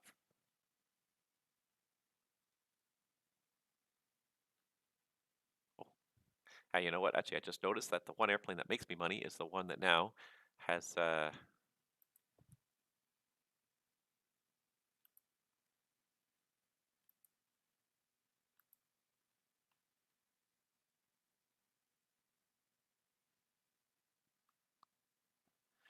I have to restore my aircraft because I didn't have enough money in my bank account now when November rolled around here. Okay, let me just focus on what I'm doing here for a second here. See, and I have been very kind of out of touch with my FS economy life just because I can't fly. So it's always been kind of a nice go-to for flying. American 729 Heavy, identified flight level 380. Welcome. Thank you. And that's going to be probably it for airplanes for me, checking in for the foreseeable future. Just got this reach guy doing his approach, and then that's it. Okay, so I need to transfer some money around in my FS economy world here because I just realized that the one airplane that makes me money, which is my TBM, is currently suspended because I didn't have enough money to pay the monthly fees on it last month. And it's not hard to make enough money. You do a couple flights in FS economy. If you own an airplane, it's usually pretty easy to make enough money. But I haven't flown my sim for over a month now. So I haven't been making much money. My airplane did make quite a bit of money. Ridge 336, reporting below the clouds at 2,700. Reach 3336, excellent. Glad it's a little better than reported. The Gander winds are 350, 18 gust 27. You're clear to land, runway 31. Runway 31, clear to land, reach 3336.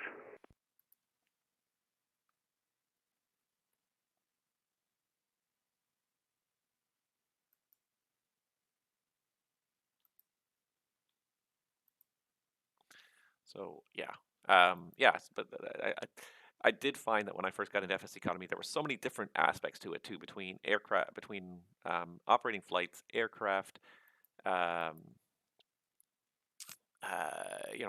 renting aircraft versus buying aircraft, and running FBOs and all that other stuff. It is a little bit intimidating when you first get into it. There's a lot of things you can do with your money. There's a lot of ways to waste your money very quickly. So I found that it was really useful to sort of. I read up everything, and I kind of learned a lot of stuff from reading. But Moncton Center 3, reach 3336 is back. Got a disconnect here. Reach 3336, Roger.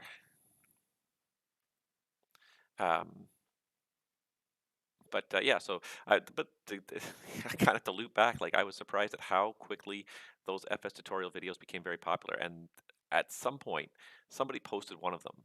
I don't know where they posted them. I never did figure it out. Probably in an FS economy forum somewhere. but somebody posted like the first one or two videos, links to the first one or two of my videos, because like for about a month or so, they were pretty quiet, and then all of a sudden, just like one day, it was just like the floodgates opened and people were watching the video, 50 times a day. So somebody obviously posted a link in a great place, and all of a sudden it became one of my most watched videos. Let's see here. Let me just hand this guy off to Montreal.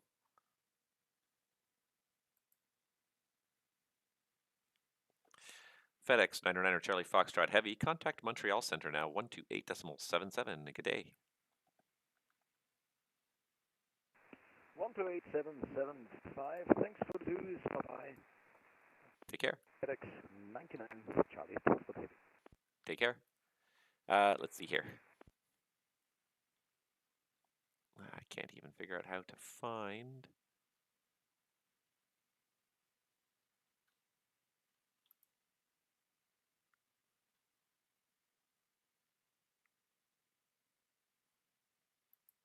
That's what I'm looking for.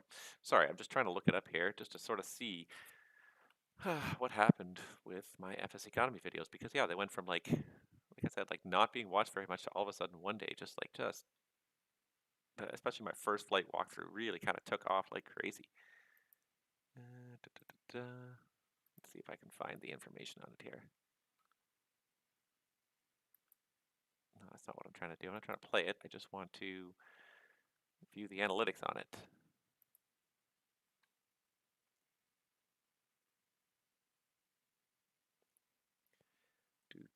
Do.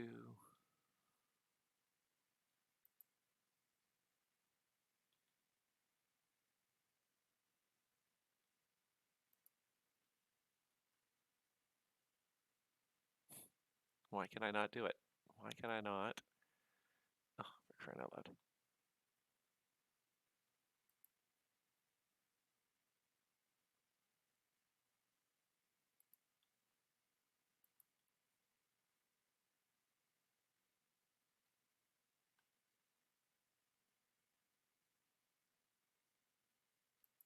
There we go. Okay, I figured out how to get to it. Yeah. Anyways, it was just like it's funny how those videos you don't expect. Like I made it like almost as much for myself as anybody else, but then all of a sudden they just take off. So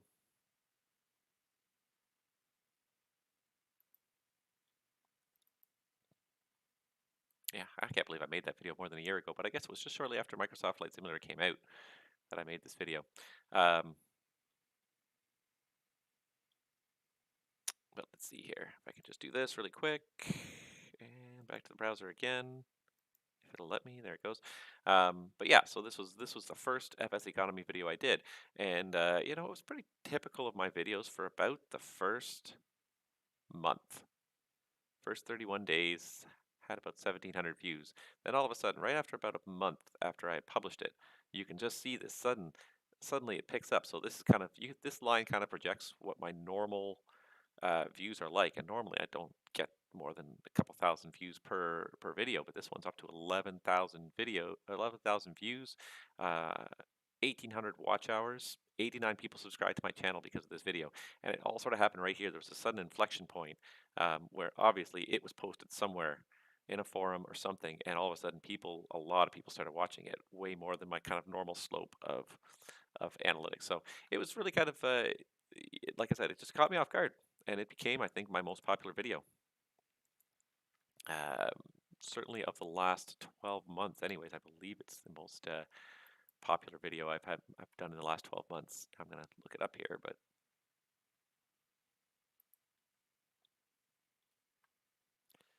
let's see, because I think I'm gonna do a little year-end summary again, like I've done. I did it the first year I had the channel. I didn't do a year-end review the last one or two, but I might do a year-end because I'm amazed at which ones. And reach 3336 has cleared the runway to the left at Echo. Read 336, thanks. Taxi Echo to the apron. Thanks so much for flying into Gander today, and we'll see you next time. To the apron, and thanks for a great ATC. Reach 3336.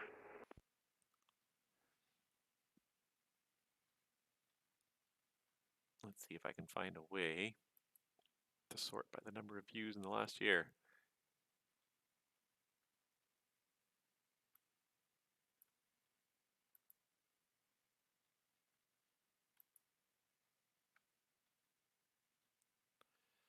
Let's see here. Yeah, okay, so let's do it 2021 so far. Top videos in 2021. Well, actually the FS economy did not win. So the winner for 2021 so far is the first flight on VATSIM VFR circuits tutorial.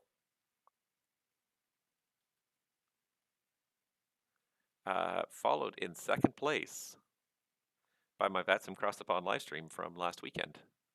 Wow, that reached the second most viewed video on my channel in in a week. Of course, it does help that it was 6 hours long, so lots of people just tuned in for short periods of it. A lot of people were not tuned in for the whole time, but nevertheless. And then the third is, again, the second half of my VATSIM VFR tutorial circuit, then followed by FS Economy, and then followed by a back to the Majestic-8 electrical system video, which is the first, pretty sure that was the first Majestic video I put together. And I know a lot of people really like that. If you combine all my Majestic videos together, they have earned a lot of views over the years. I know a lot of people have enjoyed them in the past. I didn't really intentionally stop doing them. But it just was sort of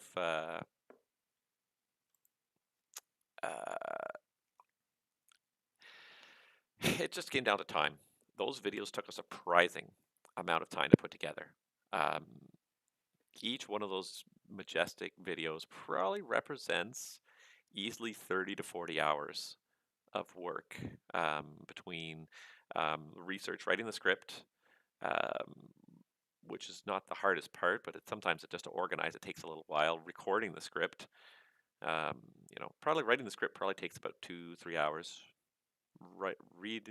Recording the script itself with the audio, again, that's probably about 3 or 4 hours.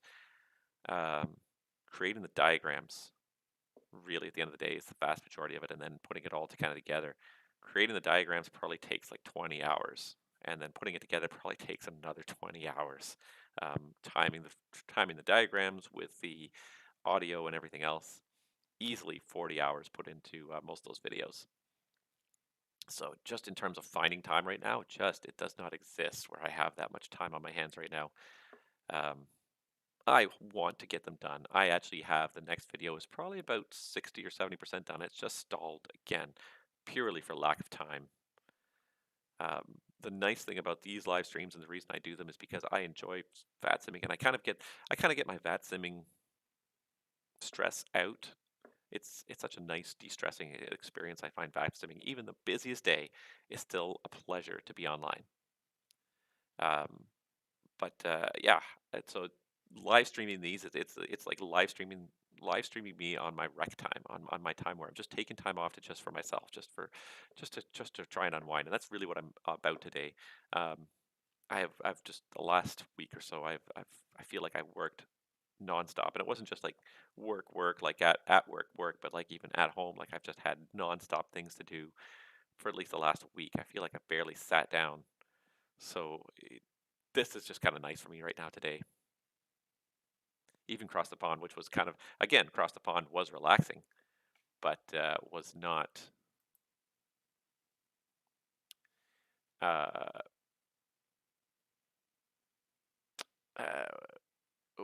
what's the word I'm looking for? It was relaxing, but even that felt like work because it was 6 hours. It was a lot of time, and as soon as it was done, like I had a bunch of other stuff I had to get up and do. So yeah, it felt like a lot of work. It was pleasant work, and I enjoyed it. Don't get me wrong, and I really enjoyed Cross the Pond. But yeah, even with that, like I feel like I've nonstop worked. So this is kind of a little bit of a just coming online and just controlling VATSIM ATC for a little while. It's a little mini vacation for me.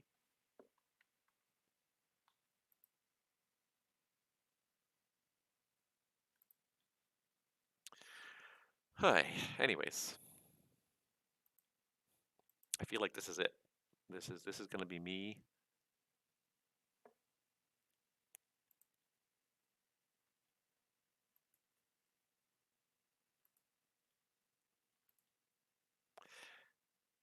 This is basically it. So these airplanes you see here, I feel like this is all I'm going to get. 1, 2, 3, 4, 5 airplanes on their way through my airspace, and that is it. And this guy, he's number 6, but I'm literally going to hand him off to Unicom right now. Golf India Tango Sierra, Golf India Golf Tango Sierra, Moncton. You leave my airspace to the west. Boston's not online. Surveillance service terminates and switch to en route frequency. Have yourself a great day. En route frequency, Golf India Golf Tango Sierra. Have a nice afternoon. Catch you later. Thanks, you too. Oh, we got one guy climbing out here. Maybe he's going to come our way. Looking at VATSPy. Nope, he took off from Bangor heading down to Charlotte. So, no, he's not coming our way. Nobody's coming our way.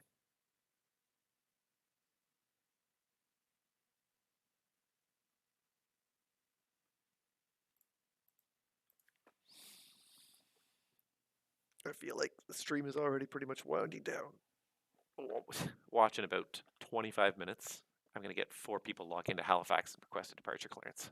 They'd be like, yep, I'm out of here. Bye. Because that's always the way it happens on VATSIM. This guy's still sitting there in Halifax. Not doing much, but he's still sitting there.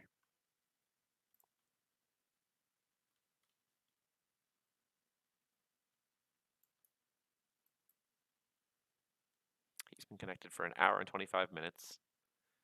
No flight plan filed, no nothing.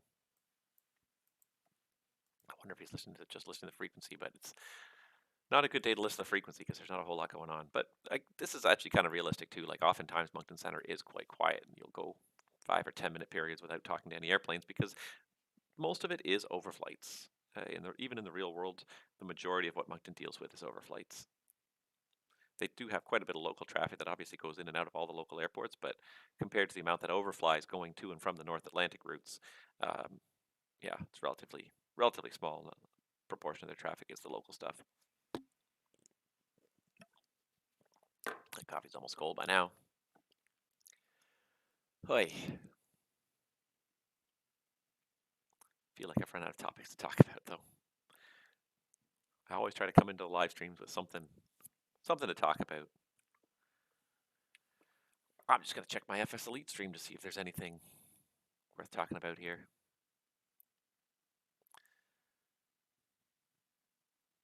I wonder if my Majestic videos are getting a little bit of a boost right now just because of the that recent release of that FlyJSim-8, which I had a friend who got it, and he says he says it's like 90% of Majestic. It's not quite the depth of Majestic, but it's pretty darn close. So I wonder if that's I wonder if that Jazz flight that unfortunately crashed there, if he was flying the FlyJSim-8 or if he was flying the Majestic.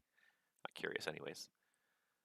But yeah, that one definitely probably has bumped up the Majestic, or just bumped up the Q400 traffic on the network, and it's probably bumped up my viewers of my channel a little bit. People probably thinking getting back into it and looking for videos about the Dash 8.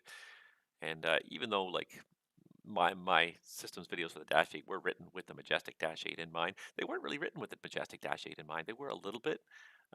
They were really written straight from the actual flight operations manual. So they are based on the real world aircraft, which Majestic mostly simulates really well. But the videos are pretty much equally applicable, and I'm pretty sure there's quite a number of people who are real-world Dash 8 pilots that are watching those videos as a refresher course at this point in time as people are getting back in the flight deck again, which is good. Like, and then I certainly hope they're helpful. You know, I put the disclaimer in there that it's based on, it's a sim thing, and it's you know, it's not intended to be a comprehensive course, but I offer them out there for what they are, trying to remember how these various things work together, these complex systems. It's not always a perfect way to learn, but it's definitely could be useful, I think, for as a refresher course, anyways, before you get into the actual ground school again. Fly Tampa Athens could be a good scenery. Fly Tampa's been a little bit quiet in Microsoft Flight Simulator, but they've got a few releases already out. I think the one everyone's really waiting for is Toronto though, because Toronto is so bloody ugly in Microsoft Flight Simulator. It really needs good quality scenery, and who better to do it than Fly Tampa? Even their P3D stuff was already kind of ready for the Fly Tampa level. But that being said, their Athens stuff, they've got some features in there now. They've got animated passengers in the terminal, animated flags, which it's such a simple thing, but it's just one of those things that like helps you figure out if you're watching a video or if you're watching, you know, if it's if it's watching a video of a sim or watching a video of real life, it's what's not moving kind of helps you. If if the vehicles are all just parked and there's no people and the flags are just stiff boards, then okay, yeah, no, I know it's a sim. But the second you start to get those little bits of motion, those little subtle pieces of motion, just the flag flapping a little bit in the wind, you get some passengers milling around and kind of walking and doing things. It really kind of bumps up that level of realism, the level of immersion. I trust Fly Tampa to do that, to get right on there. Apparently, the airport is it is sloped. It is 3D sloped airport, which I hope when they do Toronto, they'll do the same thing, because Toronto's not one that you normally think of as being a sloped airport, but there is a pretty decent hill in that airport. You can get away with saying it's flat and it's not the end of the world, but there are some pretty decent hills on the taxiways in that airport. So I think I would love to see Fly Tampa do that to the hills. The one that disappointed me too a little bit was Atlanta. Atlanta is an airport of hills. Holy moly, is that a hilly airport? And yet the Microsoft Flight Simulator rendition of it is flat as a pancake. And that I think is unfortunate. That should not be, because it's it's a hilly airport. That is an airport you can't do single engine taxi at that airport a lot of the time, because you won't have enough power to make it up some of the hills that are in there. So let's see, scrolling back further in that news feed, Aerosoft did announce that pricing information for the 900 1000 CRJs, 17 euros, just under 17 euros. That's not a bad price. I think they'll definitely make a lot of sales for that. It's not like 40 euros or something like that. 17 euros. I'll bite. I'll definitely pick up that one for 17 euros. I think that's going to be I think that's going to be a good add-on. And because, like, yeah, like for me, like I often simulate flying the Jazz CRJ, but Jazz does not have 700 series CRJs. They have the 900. So I want to bump up to that level of realism of, okay, now I'm actually flying the 900. There's been a lot of like add-on packs over the years that I've not bought. Like I never bought into like the Mad Dog, the MD-88 add-on pack. Um, I have the 320, 321 family from Aerosoft, but I never got the 318, 319 family. I never did the expansion packs for the 737 or the 777 or any of those. Like I usually, like once I have to go to one in the family, I feel like that's enough. I feel like I understand the family. I know the family, if you will. But yeah, this might be one that the CRJ that I might feel is worth having that expansion pack. What else? Just trying to see if there's anything else interesting in the sim news world. Lots of airport releases still for Microsoft Flight Simulator. Like it's been a nonstop. Of course, there was Sim Update 6, which I even updated my sim, even though I don't fly it. My sim is up to date again.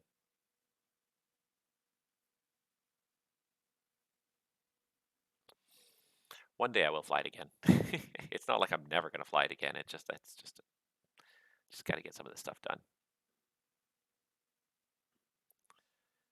Previews of the Just Flight BAE 146 for Microsoft Flight Simulator. That could be a fun one. Aerosoft Brussels is going to feature a custom VDGS. Is it VDGS or VGDS? I thought it was VGDS. Anyways, Visual Guidance Docking System.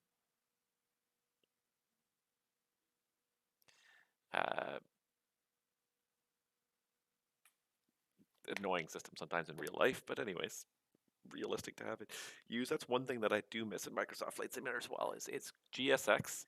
I miss the marshaller. I miss the marshaller being able to specify what gate he's standing at, and then he or she is standing at, and then you can park the airplane without looking outside by just watching the marshaller. Again, just a little more immersive, a little more realistic, and I miss that. GSX is probably my favorite utility that I'm missing from Microsoft Flight Simulator.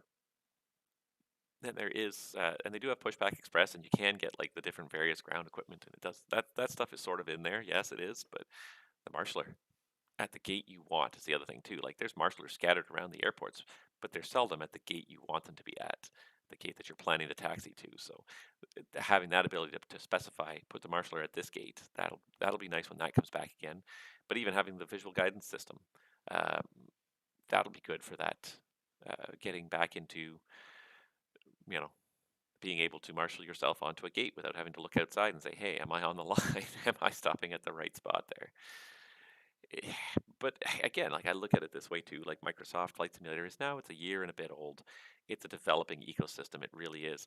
I don't think it was really ready for release totally when they released it. I think it looked really good, but I still think it was, when they released it, it was still very much in the beta phase. And that kind of like releasing stuff in the beta phase and calling it a full release and then saying we're going to do updates later on, it strikes me as a cop-out development model.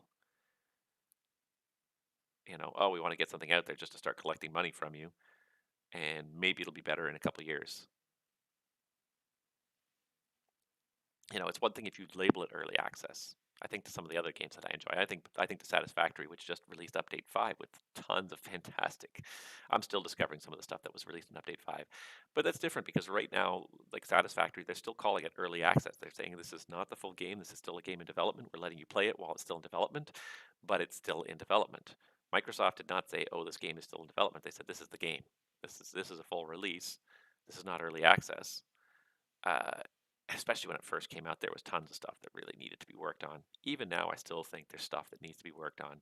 And again, things that come to mind: model matching, first of all, for VATSIM, making it so that the the pilot clients can get into the sim, talk to the sim, and do proper model matching. That to me is huge. That's something that we really need.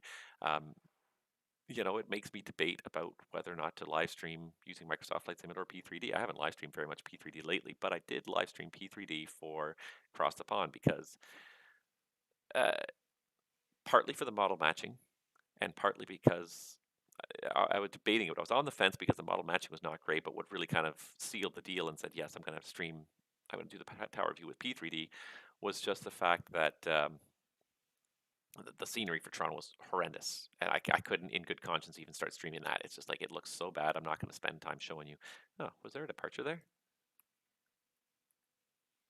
I thought I saw something flash on the screen there for a second.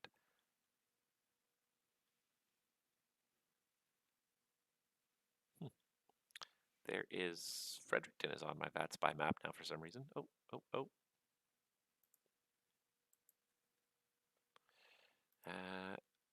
VATSPy just updated, and there was a departure.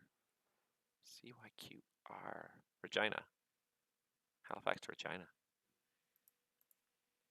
Okay, maybe we'll get one more departure in here before the stream shuts down. About 30 minutes. 30 minutes left. I'm trying not to count it down, but I find I've run out of topics, and there's not much going on the screen here. I've always wondered if we could have like a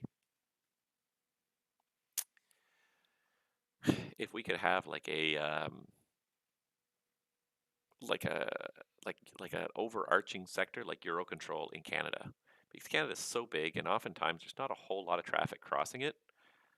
You know, if I was to, I'm not trying to, you know, toot my own horn or something, but at this point, if I was to take over, funny thing, I look at Toronto and there's literally no airplanes into Toronto FIR right now. But you know, if I could operate even the eastern half of Canada, Moncton, Montreal, Toronto, under one call sign, just to pick up the workload a little bit, and then have the west be like a second one, like have a Canada Control East, a Canada Control West, and East would be. Lufthansa cargo 224, request 3 minutes out of cockpit and will call you when back. Lufthansa Cargo 224, that's approved as requested, thanks. See you.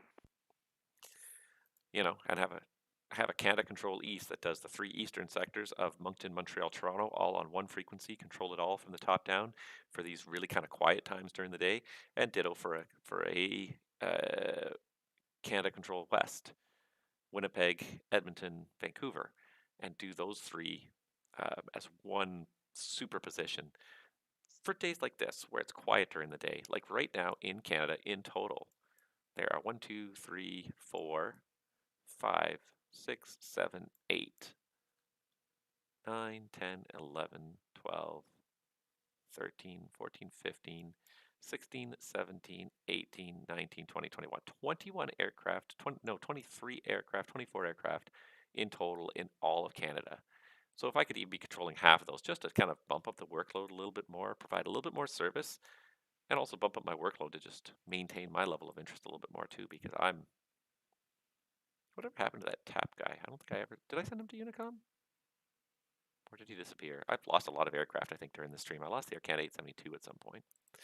We got this Air Canada 908. Let's just check out his flight plan. He's going to go to 46 north, 67 west.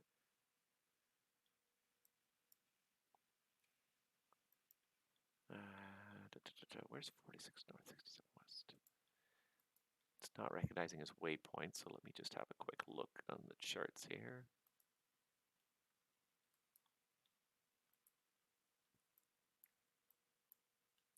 Figure out approximately where 46 67 is.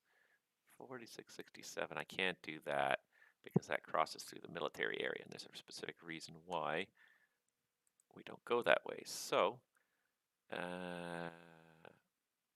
yeah. And that's why we give them mound intersection. So I'm going to amend his flight plan.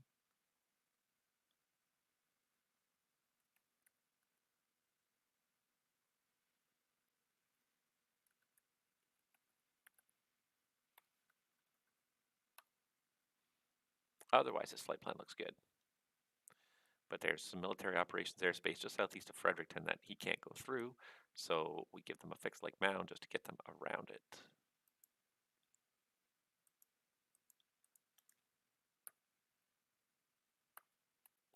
And maybe we'll get one departure out of Halifax. Watch, my prediction is going to come true, and I'm going to get 5 departures out of Halifax in the next 20 minutes. And then I'm going to leave. What can you do? You got to go, you got to go.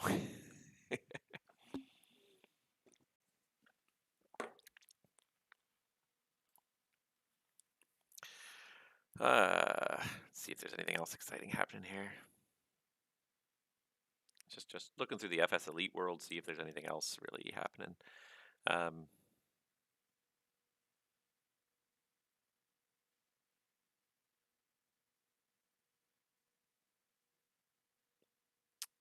What else? Nothing like really crazy, you know. New sim update, they've added stuff. I really need to get back into the sim a little bit more too. Like we were doing the bush trips a while ago, and then I never really finished any of them. And I think they were a lot of fun to do. I really need to find some time to kind of get things done. Good afternoon, Jazz 7921, like trying for the Montreal word, Fredericton. Jazz 7921 Moncton, good day. Just stand by one moment. I was not ready for the Fredericton. He kind of caught me off guard there. Fredericton 220 at 8. So 240. So yeah, we'll make it 27 for departure. Fredericton 1, and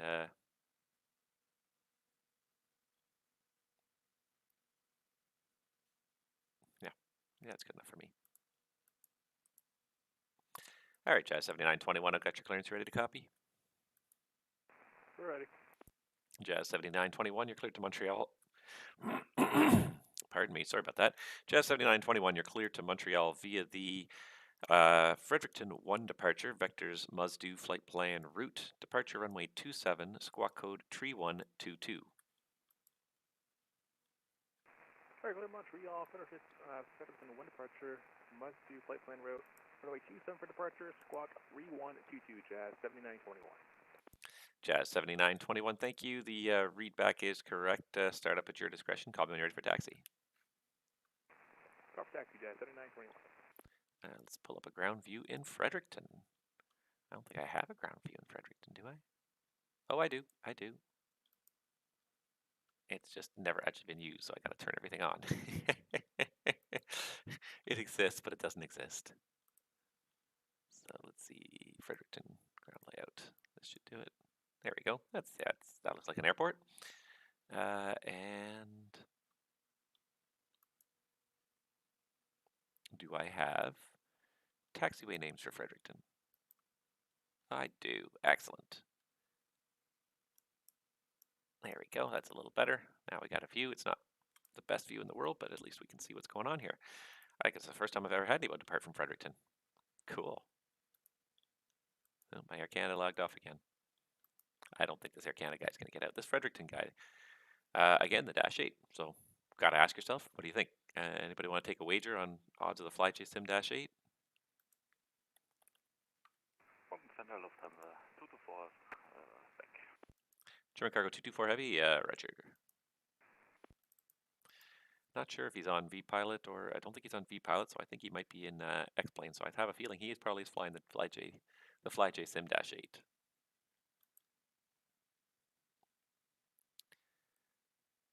It's going to actually work out really nicely for him. He's going to leave. He'll take off. I'll give him an early handoff to Montreal's area because I'm be heading out.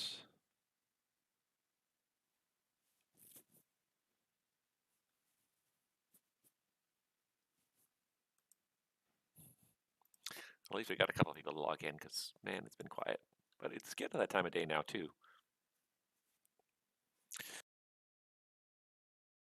Pardon me. Getting a little bit of sore throat from talking this much. But as I look at the VATSIM map, I actually also have a plane on the ground in Moncton. So let's pull up Moncton.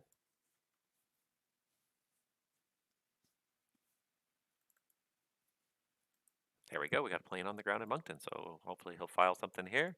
Let's pull up some weather in Moncton. Let's see here. Winds 290 at 8. So yeah, we'll do 29. 29 will be our active runway in Moncton for today. So we're getting there. See? What did I tell you? As soon as we're ready to end the stream, getting ready to wind it down in the next 20 minutes, this is when the airplanes start showing up. What are you going to do, right? I kind of knew when I kind of picked this time frame, it was not a great time of day, but part of the reason for the surprise stream is just this was a time I had because I'm on reserve, but this is a sit time where I have nothing else really to do. Like I do have a few things that I could be trying to get done, but I really just need this time to myself too. And I said to myself, this is probably the only time I'm going to get the chance to stream, probably for the week.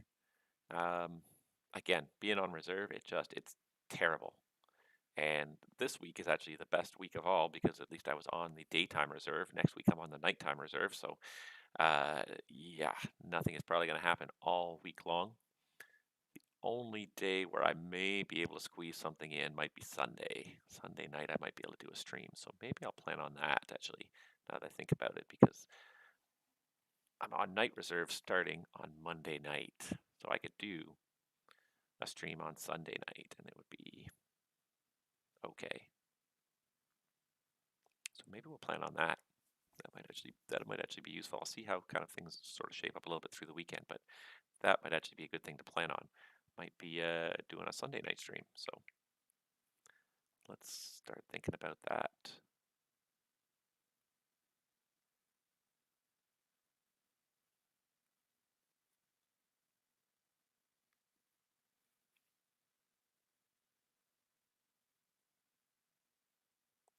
And I just realized I never updated my currency there for that, so I'm just doing that. I have to keep a currency tracker of all my different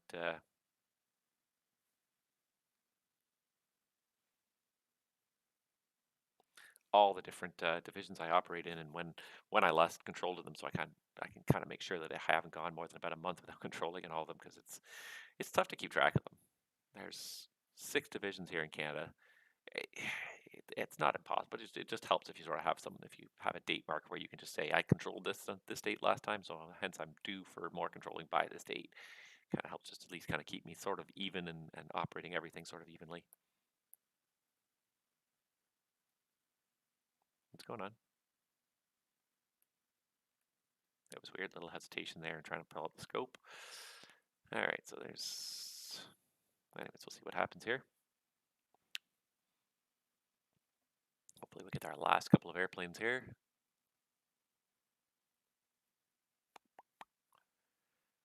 I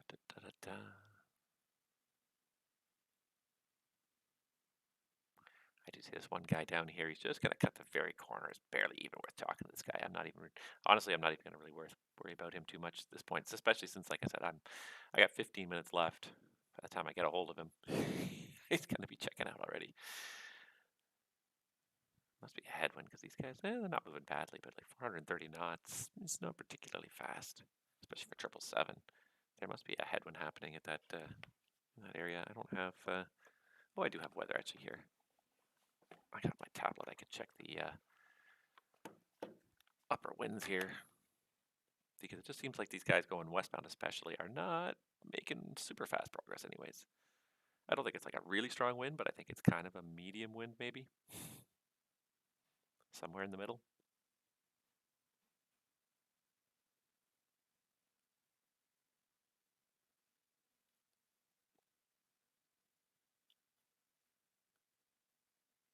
Let me just see. I'm just looking up the upper winds here on my tablet here.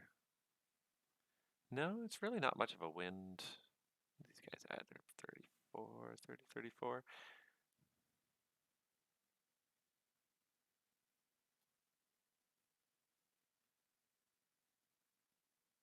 Upper winds are not loading properly. Maybe it's not logged onto the network properly.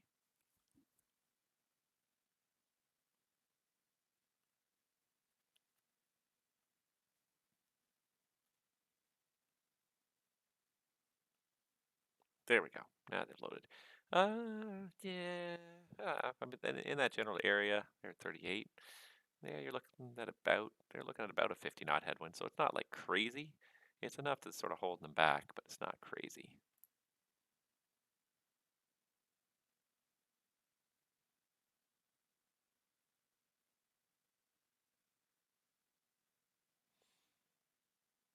Wow, I never noticed if you zoom out far enough, it actually is like a global view here. So I don't know how well this will show up on my camera here, but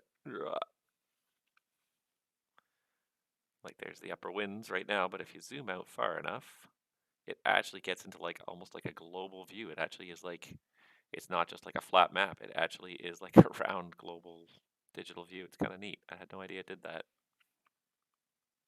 Nifty. Yeah, they got a little bit of a headwind anyways, was my point. They got about 50 knots, give or take. It's not a huge amount, but it's definitely making a difference. I thought these guys would be most of the way through my airspace by the time I signed off here, but they're not going to be halfway. These guys are going to be, it's going to be an hour from them from now, 1947, 1951, before they leave my airspace west there. And Jazz is not,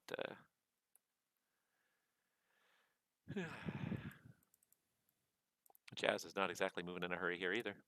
I think he'd be pretty quick to get going. Oh, wait a second. No, never mind. For a second, it looked like there was a second airplane there. Never mind. Nope, I'm just seeing things.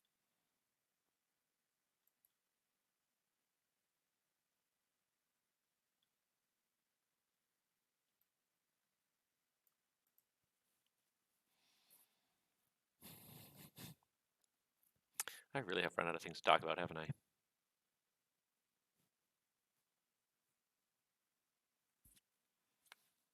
We'll just sit here in silence now for the rest of the day.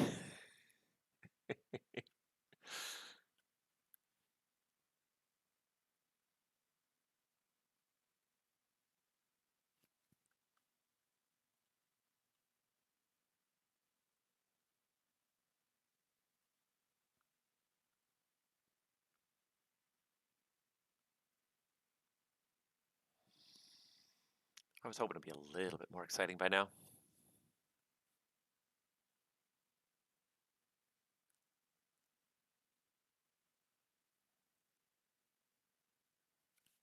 Oh well. Surprised Boston Center's not on. They're on so much of the time. Surprising not to see them yet. We're having quite a busy afternoon. Canada's picking up the coverage. We now have Moncton, Montreal, and Winnipeg online.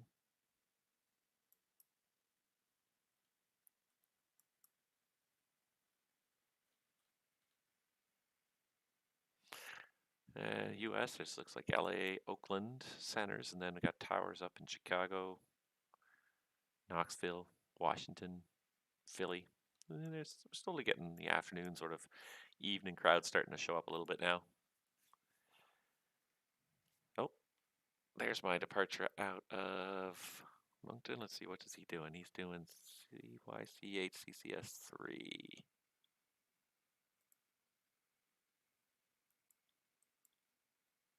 Charlot, that's what CYCH is. I was like trying to remember what CYCH was. Charlot, I believe.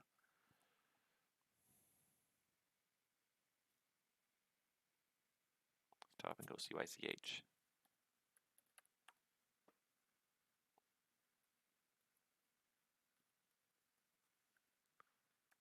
I have no idea where CCS3 is. Is that... That's somewhere down near the border anyway, CCS3. Let me check my Navigraph and see if I can find it here. I won't be here for most of that flight, but at least figure out what he's doing. My Navigraph seems to have given up the ghost here. Too many windows I've opened, I think, in my browser. I tend to do that. I tend to just open windows and just leave them. I look at the information, then I just tab away from them and don't ever come back again.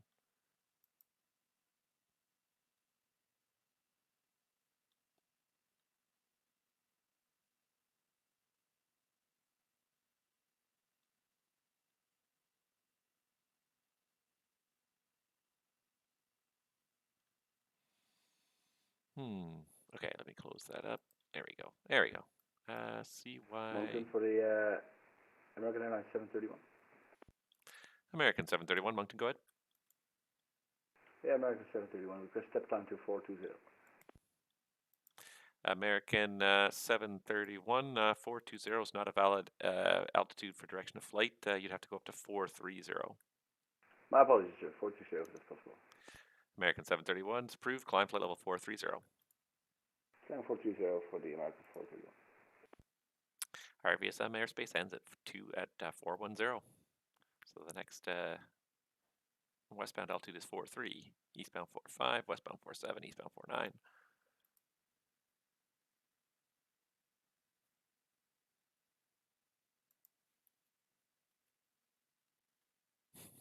Three airplanes on the ground. None of them are going to taxi out before the top of the hour, I bet.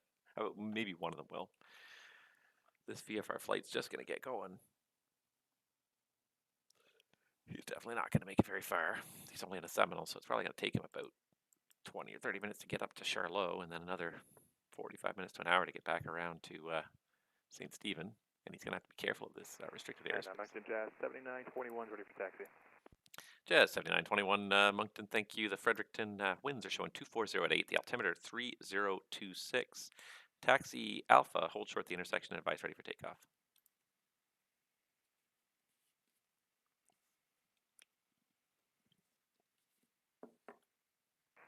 Alright, taxi Alpha will hold short of the intersection. We'll advise once we're ready, Jazz 7921.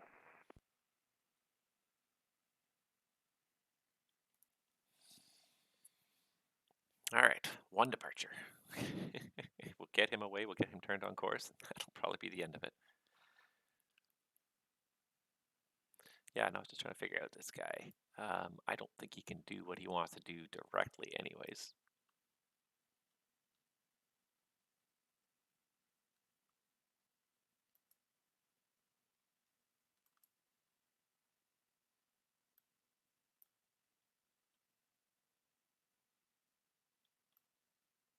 Oh, CYCH is not Charlotte, that's Miramichi. Charlotte is CYCL. So he's going to Miramichi and then down to St. Stephen. But in order to get from Miramichi to St. Stephen, he's got to go west around the restricted airspace. The direct line will probably kind of take him right through the restricted airspace.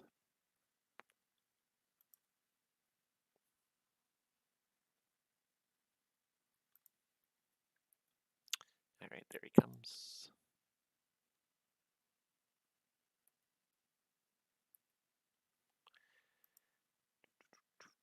Just very short taxi, so hopefully he's ready. Jazz 7921, are you ready? Just stand by one, we'll just do some takeoff checks here. You're right, yeah. Because the other thing about VATSIM especially is everything's single pilot. In the real world, there'd be two guys doing it, so one guy's doing the checklist while the other guy's taxiing. In the real world, you're taxiing, so you can't do the checklist usually while you're taxiing because it's too much head down time looking over here, looking at those controls, looking up, and then you look up and you're off in the grass because you weren't paying attention to taxiing. So you have to pretty much stop to do the checklists. It's an odd VATSIMism that you always have to think about as a controller. It's only one guy in the flight deck, so you're not everything happens quickly because the same guy who's talking on the radio is doing everything else, is flying the airplane, everything else. So you've always got to keep that in mind as a VATSIM controller. So it's not so bad for me as a VATSIM controller because I'm not a real world controller, so I'm kind of used to thinking that way, but the real world controllers would have a very different philosophy. They are very used to, there's two guys in the flight deck. You know, things can happen pretty quickly if I need them to happen, because there's two sets of hands to do everything. Whereas in the, you know, in the sim, there's only one set of hands doing everything, so sometimes things don't happen as quickly. The flip side of that, however, is that for the real world controllers, is that almost every request usually results in a 20 to 30 second pause while the two. And Moncton Jazz 7921, we're ready. Jazz 7921. The backtrack for the threshold is approved if you'd like it.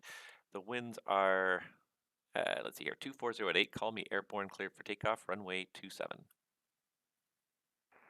All right, backtrack approved. We'll call you airborne, and 27 we're clear for takeoff, Jazz 7921. Yeah, so in the real world, you often have, like, anytime that there's a question that maybe is a question or a request or something that's not an automatic, there's often like a 20-second pause while the two guys in the flight deck look at each other. Is that okay with you? Yeah, no, that's okay with me. Okay, I'll let him know. And so there's like, you know, because there's the necessity for communication between two people, there's often little pauses. But I think, the controllers in the real world are very much aware of that. If they don't get an answer to something that's not, something that's a question that maybe requires a momentary discussion, they're used to not getting an answer for 20 or 30 seconds. And they move on. They move on to the next thing, and then they circle back to it when the answer is ready. So it's not an unusual thing for that to happen. But it's funny the differences between you know, the VATSIM world and the real world, and how things shape up a little bit differently sometimes in the VATSIM world.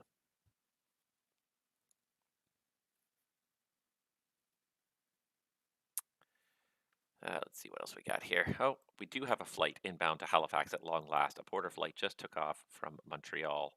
Head for Halifax. Unfortunately, now you're too late.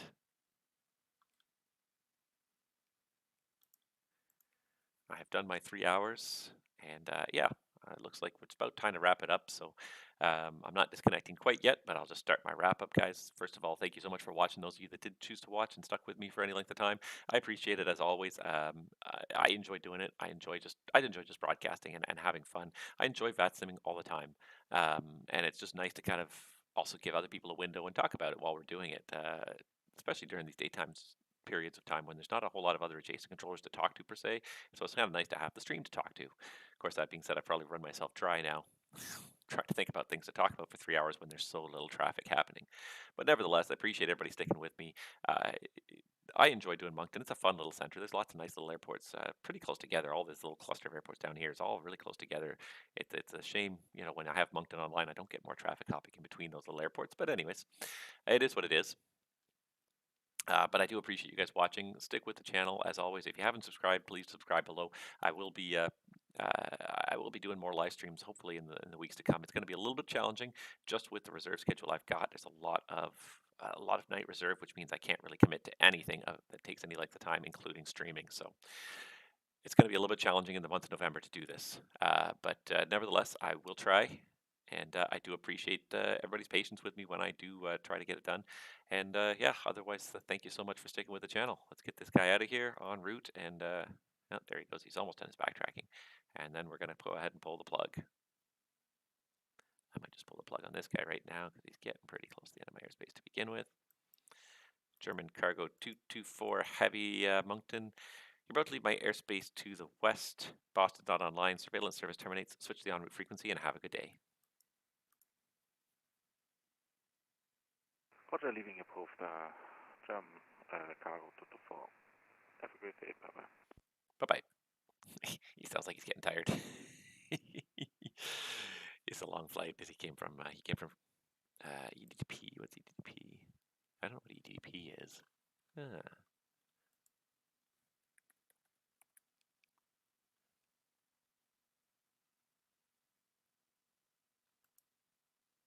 Leipzig.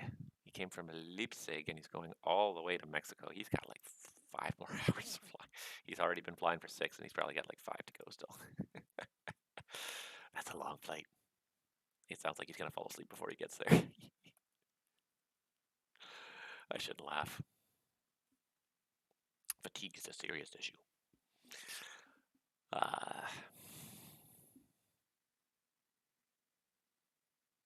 Just waiting to get this Jazz airborne and en route, and away we go.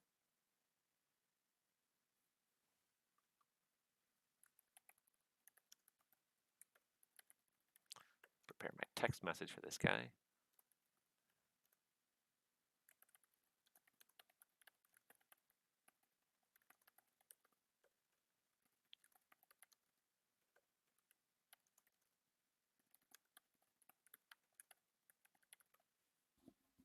Come on, Jazz. Roll it. Roll it. He's still not showing up on my radar. Any second now. There he is.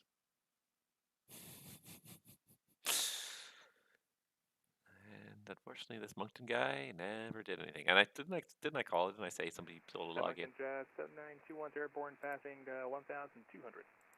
Jazz 7921. Thanks. I identified. Climb 13,000 initially. 13,000 Jazz 7921. Jazz 7921 through 3,000 feet. Proceed direct Muzdu.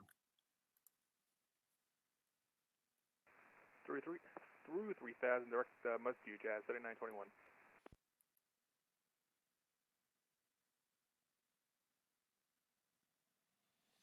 All right, time to shut this down.